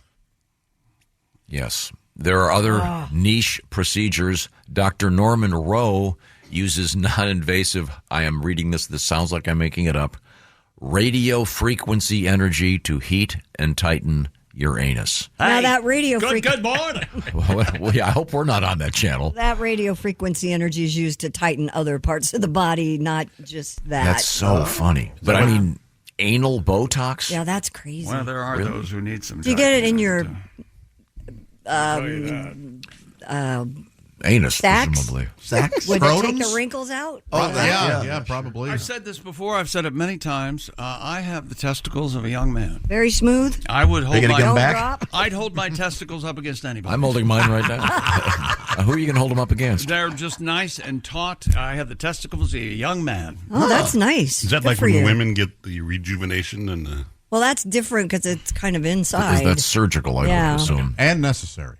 Stop it. But it every tightens- month. It tightens like Yeah, I guess. I don't know. This Either is... that or become a better conversation. yeah. You better be a hell of a coach. Tighten up those stories or get rejuvenated. Dinner on the table. Dinner on the table.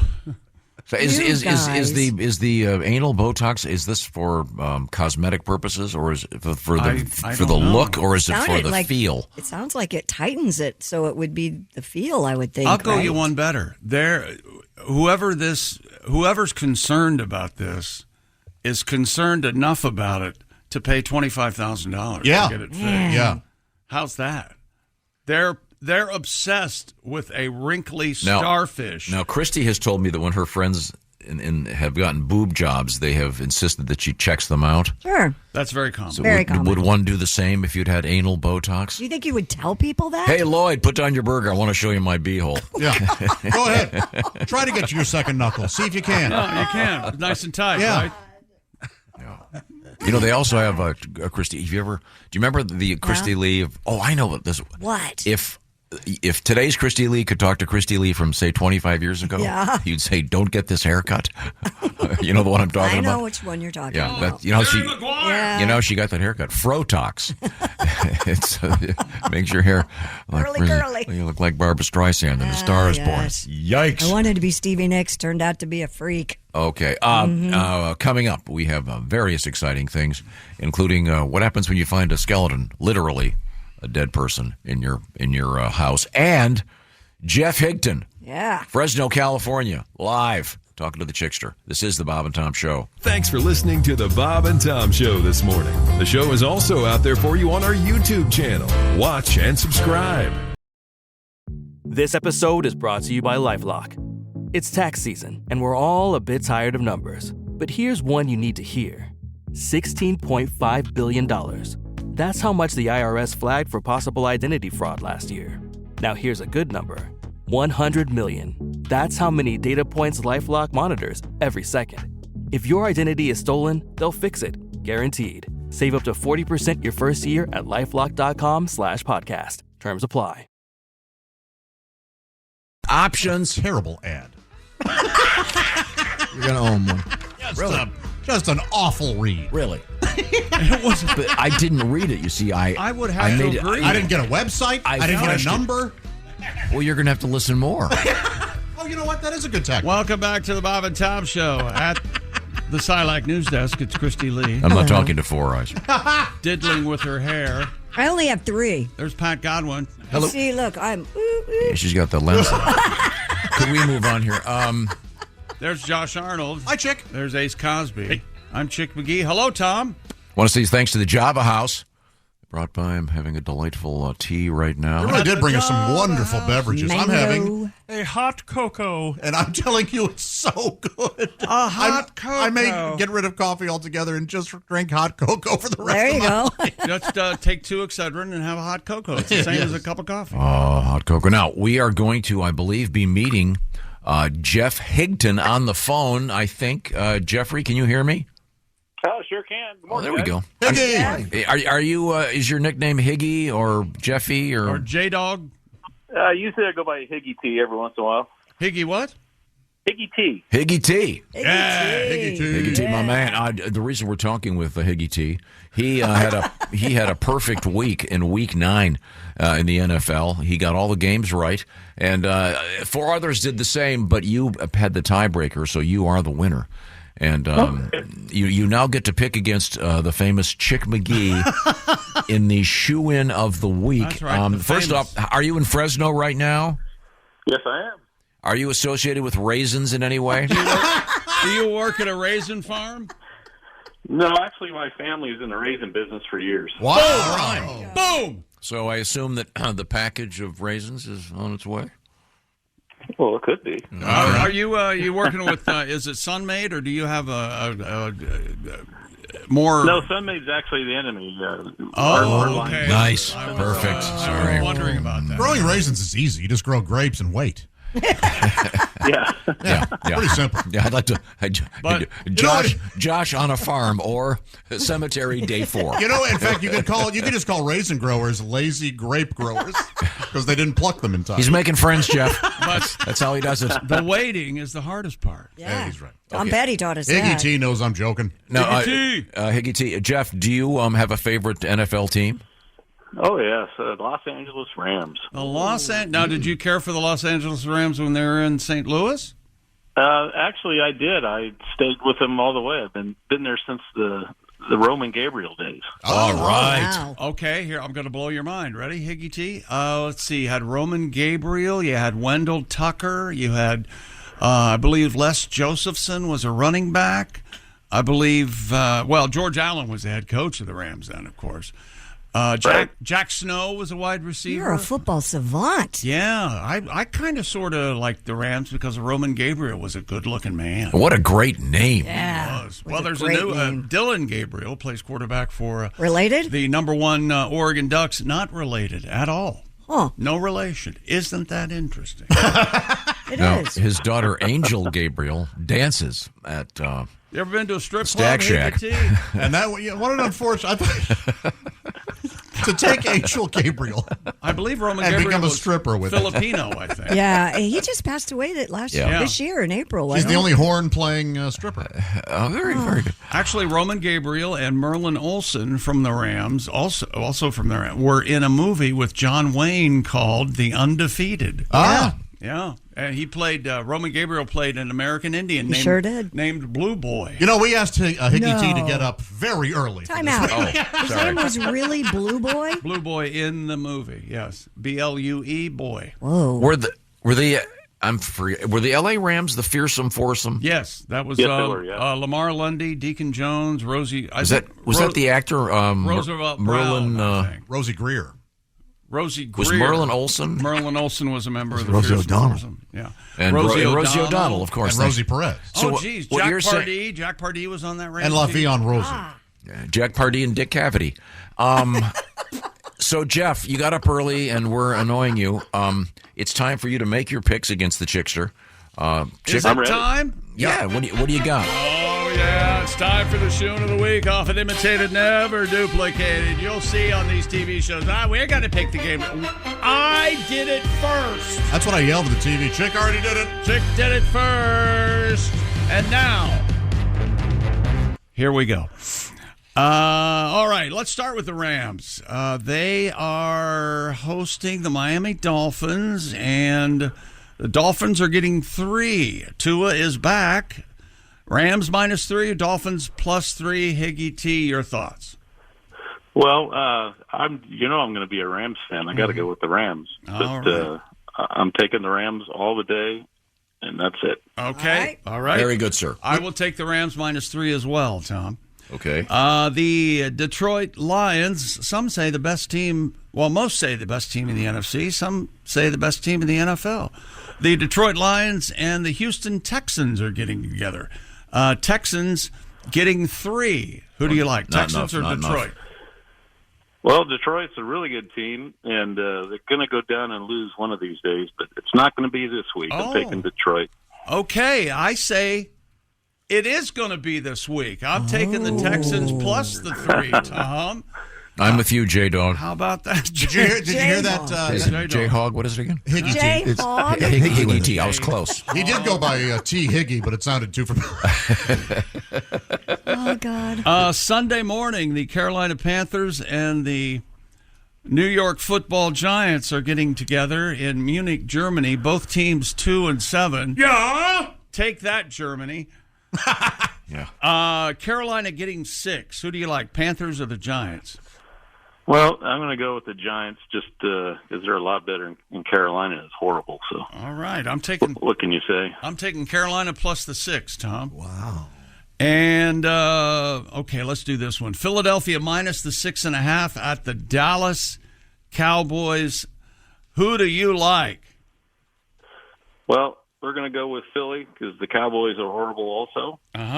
Okay, Dallas is horrible, but I'm taking. Yeah, you're right. You convinced me. I'll take Philadelphia minus the 6.5, Tom. And then finally, my boys, the Washington football team, are hosting the Pittsburgh Steelers, or as I call them, the Pittsburgh Feelers. Oh, boy. Washington minus 3. Who do you like, Washington or Pittsburgh?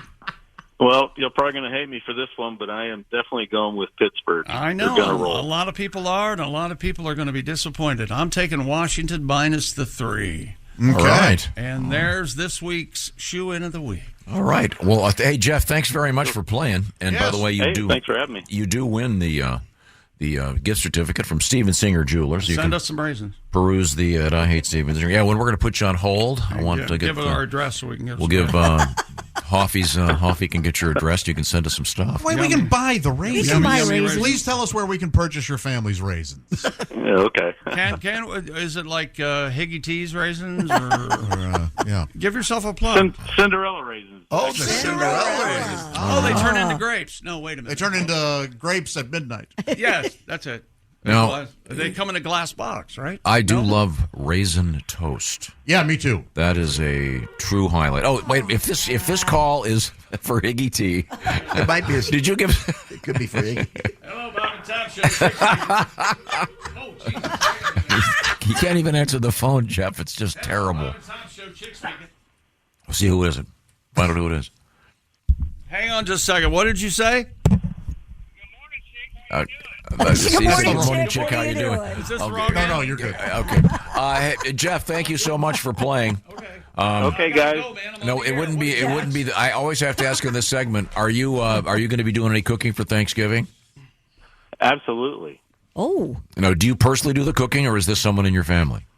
Actually, I'm sort of in charge of desserts every once in a while. Do you put raisins in your stuffing? Yeah, you got to have raisins That was everywhere. exactly what I was going to ask Do him, not Christy. do that. Don't Isn't there like a raisin loaf or something? Yeah. Nothing wrong with They'll make raisins. their way in there someplace. Yeah, there you go. Raisins and stuffing is good. No, it isn't. Yes. And I like raisins. I like stuffing. Never shall they mix. Okay, Jeff. This is the serious question, Jeff. Chicken salad with or without raisins? Oh, chicken salad's not even going to be ordered. Oh, you don't like chicken salad at all? Welcome to my side of the room, Jeff. No. Thank you. I love chicken, just don't like chicken salad. Thank you. Well, I guess you and Christy are going to hook up. That's clear. Hit it. All right, Jeff. Hit it. Knock the bottom out of it. Hit Yeah, it. Thanks, Jeff. Jeff. Best of luck. See you, Higgy T. Have a good Thanksgiving. We'll send you some stuff. Wow, I think he hung up. He hung up. I would have hung up. I'm sure. Immediately. Yeah. Talk about hating chicken salad. Ace rudely hung up on Yeah, him. we hung up on it. Okay. Good job. Ace, why did Higgy T make you mad? He didn't. You sure did hang up on him. You know I like free stuff.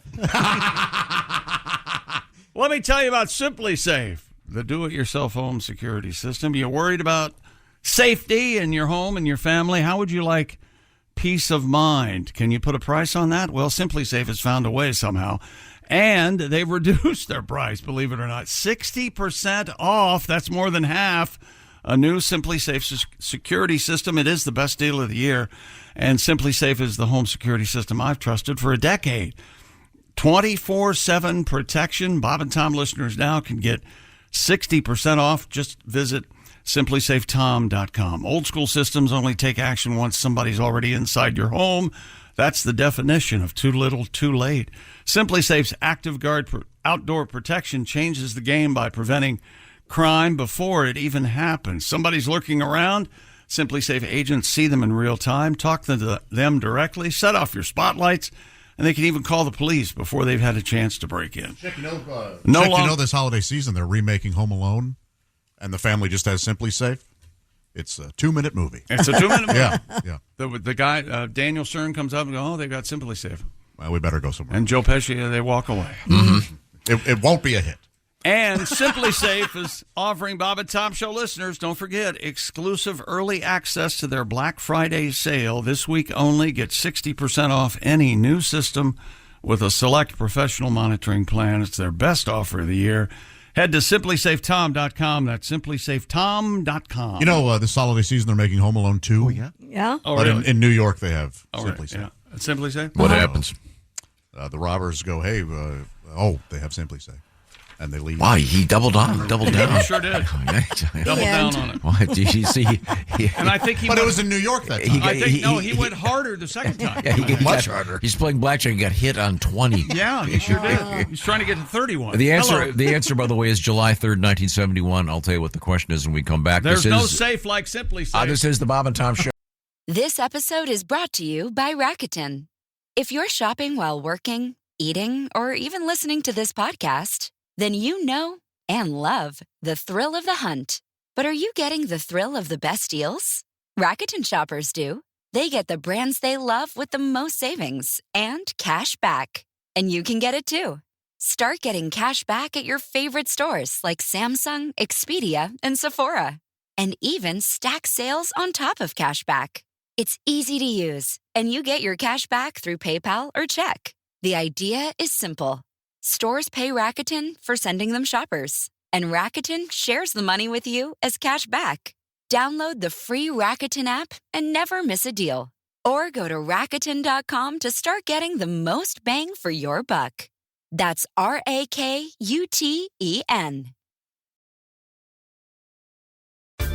Welcome back to the Bob and Tom Show. Pat Godwin's here. Hey. Where? I haven't heard anything. Me either. There's Christy Lee. They did a great song earlier about traffic and construction. Oh, that was in the first We break. had Peter Frampton on. I got to bust in and start singing with Peter. yeah, no kidding. Pat works hard, and I'm tired of you guys would have not liked it, I acknowledging bet. it. That's Josh Arnold running his We're not acknowledging. What we're trying to do is Peter would have loved to. Cosby. I did that so that Christy would do a story because we have something planned. Chick McGee. I got the story. Hey, some of us Tom. don't like hearing Pat songs. No. And this is what we're known for. Absolutely over-prepared. Now, I want to tell everybody that we just talked with H-Dog. What was his name again? Higgy T. Okay, I was close. Jeff Higton of Fresno, California. And he was our winner for Week 9. Week 10 begins this evening. Please enter. Pick the winners, bobandtom.com/contest. While you're there, don't forget about that Orange Insoles contest. You could win a nice 4K smart TV.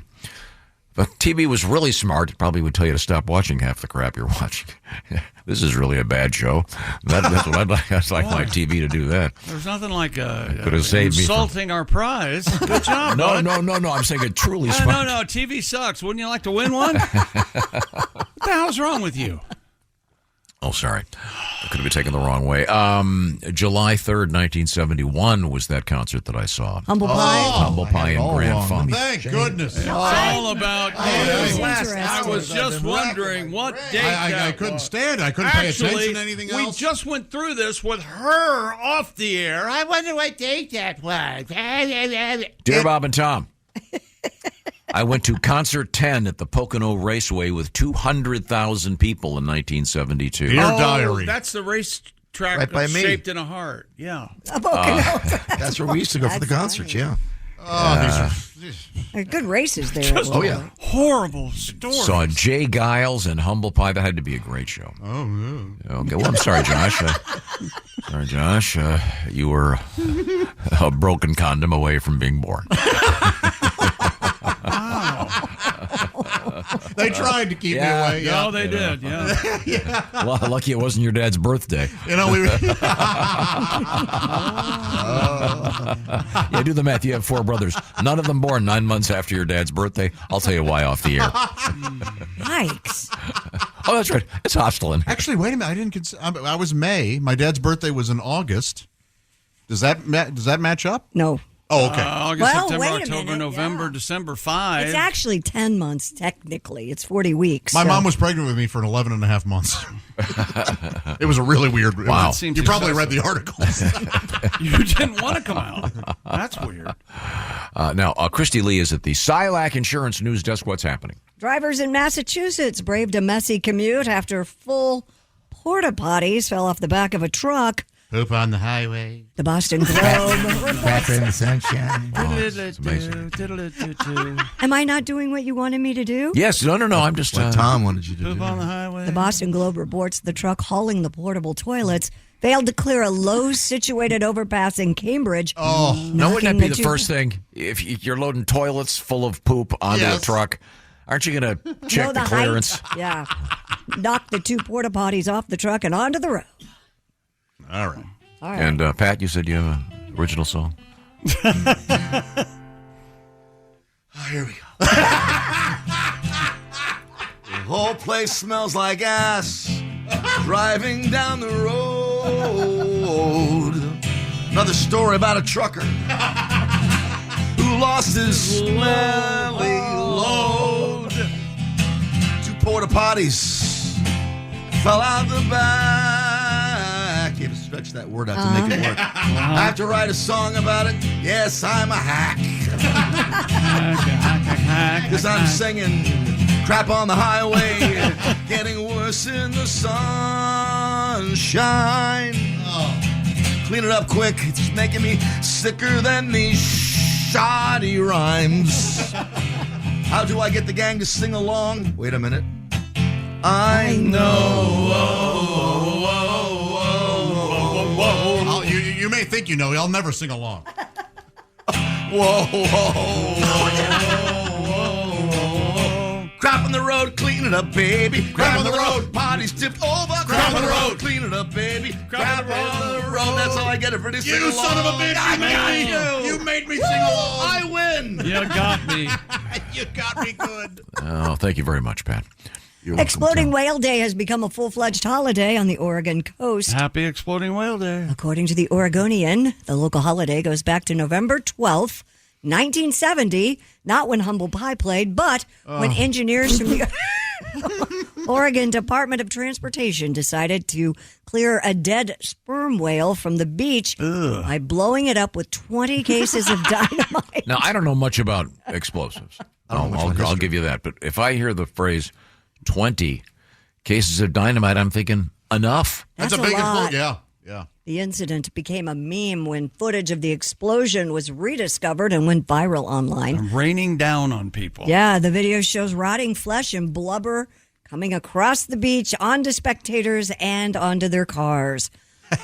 Locals in Florence have been growing their Exploding Whale Day celebration in recent years. And the organizer there, Elaine McMillan, said, quote, "We feel that to remember something that went so wrong can make an ongoing positive difference in our small coastal community." Now, I knew her husband, McMillan, but I never met wife. McMillan and wife. No, we get it. Message received. Chick looked at me confused, but I guess it was just because you mentioned it at all. So I Googled this. I was trying to find the original video, but I mean, it's raining blubber and blubber. Got all over cars and stuff. But when I was looking for that, I landed on this. Blubber. An Australian woman discovered what turned out to be a huge whale penis that had washed up on a Queensland beach. Oh, boy. The woman said, with the help of TikTok and marine biologists, we figured out what the weird animal thing was. That whale's wife must have been really pissed off. Yeah. Yeah, you have to wonder what happened to the rest of the whale. So I guess he's. I never thought about this. Moby Dickless. Moby Dickless is swimming around out there. Famous. You can now call him he-ish female. Ishmael wasn't the whale, I understand. I always thought Moby Dick should have been written from the whale's perspective. Is that right? Call me Moby. Yeah. Okay, that's so. Anyway, they're celebrating the exploding Florence, whale. Oregon, yeah. Okay, Yikes. Coal from the RMS Titanic is going up for auction. The coal is among 700 maritime artifacts dating back to the 1500s that are housed at the Shipwreck Treasure Museum in Charleston, Cornwall. How do they prove it? I don't know. Coal could be coal, right? The museum's current owner, a Sir Tim Smith, is now selling... Hey, wait a minute. This coal from the Titanic smells like mesquite. Yeah, are we sure this is from the... Sir Tim Smith is now selling the building as well as its contents. Can you use coal on an outdoor charcoal cooker? Or? It'd be, once you bring it up to temperature, sure. You'd be able to do it? Yeah, I thought so. The sale includes 46 grams of coal from on board the Titanic, which has been valued at around $800. $800? Yeah. That's not even... What? What's the point? Isn't it all wet? Yeah, been in the ocean for 100 years. Well, it's makes a good stocking stuffer, I guess. That isn't just any coal. Nope. For the naughty kids, yeah. Right? Huh. How do they know this is real? Who knows? I have no reason to doubt them. Oh, yeah? That's right. They wouldn't just try to pull one over on you and say it is coal from the Titanic, would they? I guess there had to have been a ton of coal on the Titanic. Sure, a lot of many unused coal. Yeah. That's those stokers down there. No, would that still be there? Or would it have all turned into diamonds? Oh, the pressure of down there is pretty... I please don't send me a letter telling me how stupid I am. Right, and I'm aware of that. That's been debunked or whatever the But hell. weren't you a stoker on the Titanic or a smoker? Or I was actually a midnight toker. Yeah, that's what I thought. Yeah. Sorry. An Italian company is now selling. I just thought of something. Mm-hmm. Have you seen that movie Titanic, Josh? I have. Many times. It's a good movie. I really do like it, yes. Half a good movie. You know what you could... That First coal half might sucks. be special coal. You know what it could be? What could it be?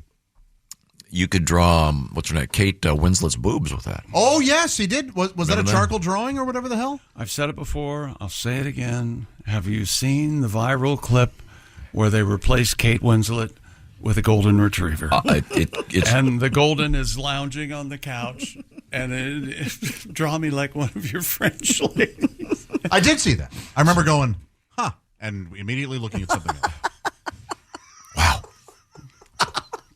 Chick, I liked it never very say much. anything And on I'm the air so glad ever you again. turned me on to that. Thank you, Tom. Thank you Yeah. very much. It would have been a cat. If it had been a cat leaning up against you, I'd really like that. I want to see the follow-up on this. That has to get Jerkwad. more than $800 if it was something that was part of the Titanic. Well, we'll see. Huh. What's the most...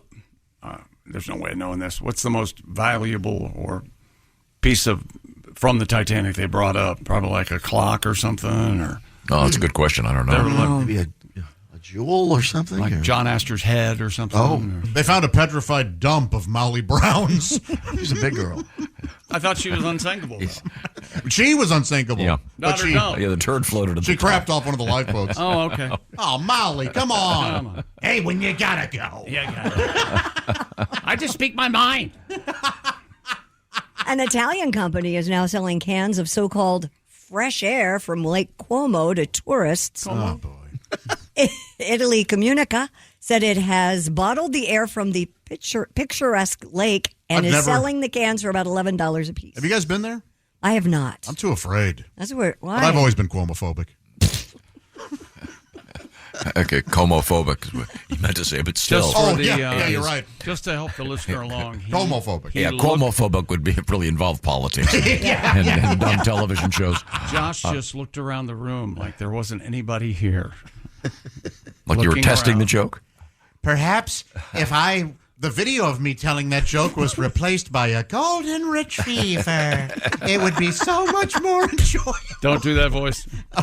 Don't do that voice. Each can is said to contain 400 milliliters of 100% authentic air collected from Lake Como, a popular tourist destination where George Clooney lives, where multiple movies have been filmed, and of course celebrities live.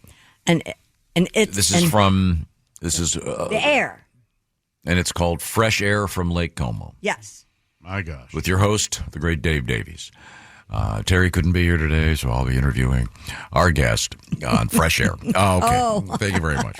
Who would want that? Well, somebody told CNN that the souvenir cans are something original, fun, and even provocative that can be easily transported in a suitcase for tourists. Where the hell is it? Can? Wouldn't It's it explode? northern Italy. Can you put compressed air in a suitcase?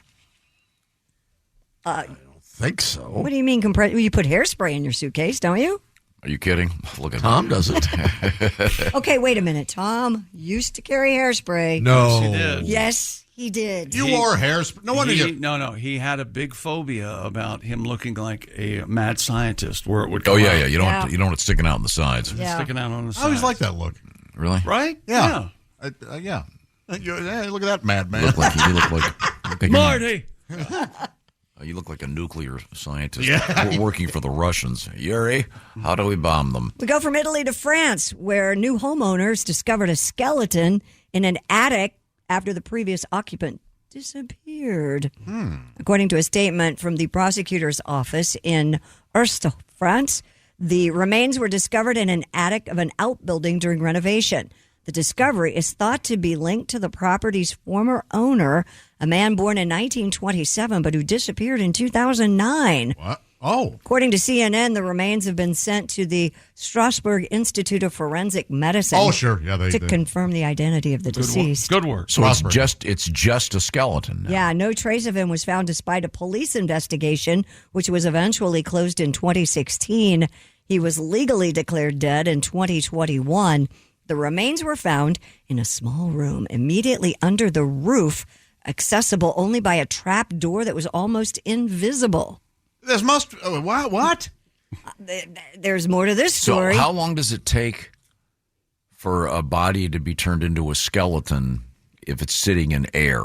Well, he disappeared in 2009. I bet that's enough. That's enough? Yeah. And So it's what, all the tissues 2024. eaten up by bugs and So stuff? 15 years? Pat, what do you think? You know, I'm scared to own my own house. Why? I'm homophobic. Oh, boy. There it is, folks. There it is. But homophobic. What? Does it work? It works. Yeah. Well, one person has to believe in it, I guess. That's fine. No, I'm serious. I don't know how long it takes. If the a guy body died to... up in that space 15 years ago, would your body turn into a skeleton? Yeah, but I bet there's still some tissue on it. Didn't you move into somewhere where somebody died? Someone died. Yeah, someone hanged themselves in the kitchen. That's bad meatloaf, okay? Didn't you say that every night at a certain hour it would smell like cinnamon out of nowhere? 11:45 every night. How's cinnamon doing, by the cinnamon way? rolls. Huh? Not the stripper cinnamon. Cinnamon. So they were unable to save the guy, huh? They couldn't revive No, they couldn't revive him. Clear. Hey, I think we should let this one go. Yeah. What's the protocol on that? How much decomposed flesh before you go, I don't think it's worth it. Muldoon, if you want to do mouth to mouth. Muldoon. I think this guy's a goner. I can see most of the bones. That was my favorite Aerosmith album. Muldoon? Most of the bones? A Skeleton in the Attic. Oh, sure. Terrific album. Their Halloween collection. Toys in the Attic. It was great stuff. You ever hear that P. Diddy album, Boys in the Attic? Wow. We haven't heard anything about that recently. There's a new bulletin coming out any day, right? Something like that. He celebrated his birthday in prison, I remember. Oh, I hope they had cake. Oh, well. I pinned the tail on the boy. Bad news for his cellmate, by the way. Hey, let me tell you about Prize Picks, the best place to get real money sports action while watching football and all your favorite sports. Prize Picks has made daily fantasy sports accessible to everybody, and the app is easy to use. Just pick 2 or more players across any sport, then pick more or less on their projection, and you could win up to 100 times your money. It's easy. Just decide more or less on each player's specific projection. For example, decide if Lamar Jackson will have more or less than 1.5 passing touchdowns. You can mix and match your picks across football, basketball, hockey, and more to create your lineup. Prize Picks even invented Flex Play. You can still cash out even if one of your picks doesn't hit. Check out prizepicks.com or just download the Prize Picks app today. Use the code TOM and get a $50 credit instantly when you play $5. That's code TOM on Prize Picks to get $50 credit instantly when you play $5. You don't even need to win to receive the $50 bonus. It's guaranteed. Prize Picks, run your game. Must be present in certain states where it's lawful to wager. Visit prizepicks.com for restrictions and details. Thank you very much, Chick. They're coming up. Camus, identify our celebrity birthday today? Camus. Hello. hello. We'll find out when we come back. This is the Bob and Tom Show. Got something to say? Send us an email, bobandtom@bobandtom.com. This is the Bob and Tom Show. Life is made up of many gorgeous moments. Cherish them all, big and small, with Blue Nile. Whether it's for yourself or a loved one, Blue Nile's unrivaled selection of expertly crafted fine jewelry and statement pieces help make all your moments sparkle. Blue Nile's experts are on hand to guide you, and their diamond guarantee ensures you get the highest quality at the best price. Celebrate a life well lived in the most radiant way and save up to 30% at BlueNile.com. That's BlueNile.com. Town Indy. Welcome back to the Bob and Tom Show. Oh, we've got just enough time for, ladies and gentlemen, it's another edition of the Jim Harbaugh Joke of the Day. Is that right? Ready? Yep, here we go. Why was 6 afraid of 7? Because 7, 8, 9. 6, 7, 8, 9. There it is. Jim Harbaugh's Joke Now of the Day. to show you how it's done. Ace Cosby, here he is with his joke of the day. Hey, Chick. Yes, Ace. What vegetable is the best at martial arts? What vegetable is the best at martial arts? I don't know which one. Broccoli. That was Ace Cosby's I thought you were joke going of the day. karate. Broccoli is Bruce's. Bruce Lee's. Yeah, I thought it was going to be carrot-y. Yeah. But yes, that's very good. A Bruce Lee reference. That's very good. That would be perfect for Bruce Lee's birthday. Take that. I don't think it is. Time now to review history. Is it Bruce Lee's birthday? No, I don't think so. Time now for today. No, let's do this for today in history. Oh, yeah. When? Every day. Okay. We talked to Peter Frampton earlier. If you get a chance, you can watch that interview. It'll be floating around our various social media platforms, YouTube, et cetera, et cetera. Let's see. Oh, happy birthday. Oh, you'll know this one, Chick. Yep. 1867, discovered radium down the road a little bit. Oh, Madame Curie, right? Yeah, remember her first name? Amelia. No. Marie. Marie Curie. Marie. Oh. Yeah, very good. 1913, famed existentialist. Oh, this you tease us. This Camus. Yeah, Right? boy, I got tired of hearing that word. Existential. You think anybody called him Birdie Boy? I bet they did. Hey, Birdie Boy. Albert Camus. Birdie. What was his big deal? I think therefore I am, or what was it? No. What was it? The Plague was probably his most famous. The Plague. Yeah. My God, the Plague. Yes. A million laughs. Fun sure. stuff. Make you think. Make you truly think. You smoked a lot of cigarettes. Let's see. In 1943, another big smoker, Joni Mitchell. Yeah, very heavy smoker. I had no idea that she and Graham Nash were so in love for so long. Yeah. And they might still be in love, as far as I know. Oh, I good didn't luck know to that them. They were very much in love. Our house was written about her. Didn't they live up in the hills together? Yep. Or they bought There's a houses whole by each other? documentary Laurel about the whole Canyon, Laurel Canyon. Laurel Canyon. Yeah, I saw that. Ass Canyon. Laurel. Oh no, Laurel Canyon. Yeah, I saw that. That was. You saw that movie, Ass Canyon, right? I did, yeah. Oh. Christy Canyon starred. Double and triple at one point. Okay, here's one for Yes. you. Josh, born in 1996 on this date, Ella Fitzgerald. Yelich O'Connor. I don't know who that is. It's not Ella Fitzgerald? Ella Oh, Yelich. for Ella Fitzgerald, I would have warned Pat to get his guitar out because that would have made me happy. I think we have to do it, even though... No, we do not. No, we don't have enough time. We don't have enough time. I think we have plenty We get of time. time. It's That's the actual given name at birth of Lord. Oh, okay. I got you. You guys were all... the Lord, the singer Yeah. Lord. I thought Lord Carrat. Who are we going with? No, Lord, the singer. You guys were singing her praises just yesterday. Yeah, I like her. Don't Yeah. say that. Her band, which she tours, Yeah. The Lordettes? and Savior. That's the name of her band. Do you think they had to talk her into using Lord as her stage name? No, I think she probably just went, this is what I'm going with. Really? Yeah. How would you do that? I mean, you've already got your Madonna. Yeah. It may mean something else with the E at the end. Who knows? I think it means it's slightly more pretentious. It's I think so. Lourdes is a place in France. Right? Now- I believe it's Lordy. Oh, Lordy. Lordy, Lord. Okay. Lordy, Miss Cloudy. No, this is I don't know about this one. This is a chick question. Christy? 1974. Thomas Nast. Excuse me. They mean 1874. 1874. I'm sure. Thomas Sorry, Nast, yeah. it's typo. He thinks he's smarter than the. No, I'm okay. 1974. Thomas Nast releases the first political cartoon depicting the elephant as. It wasn't the Republican Party? Yeah.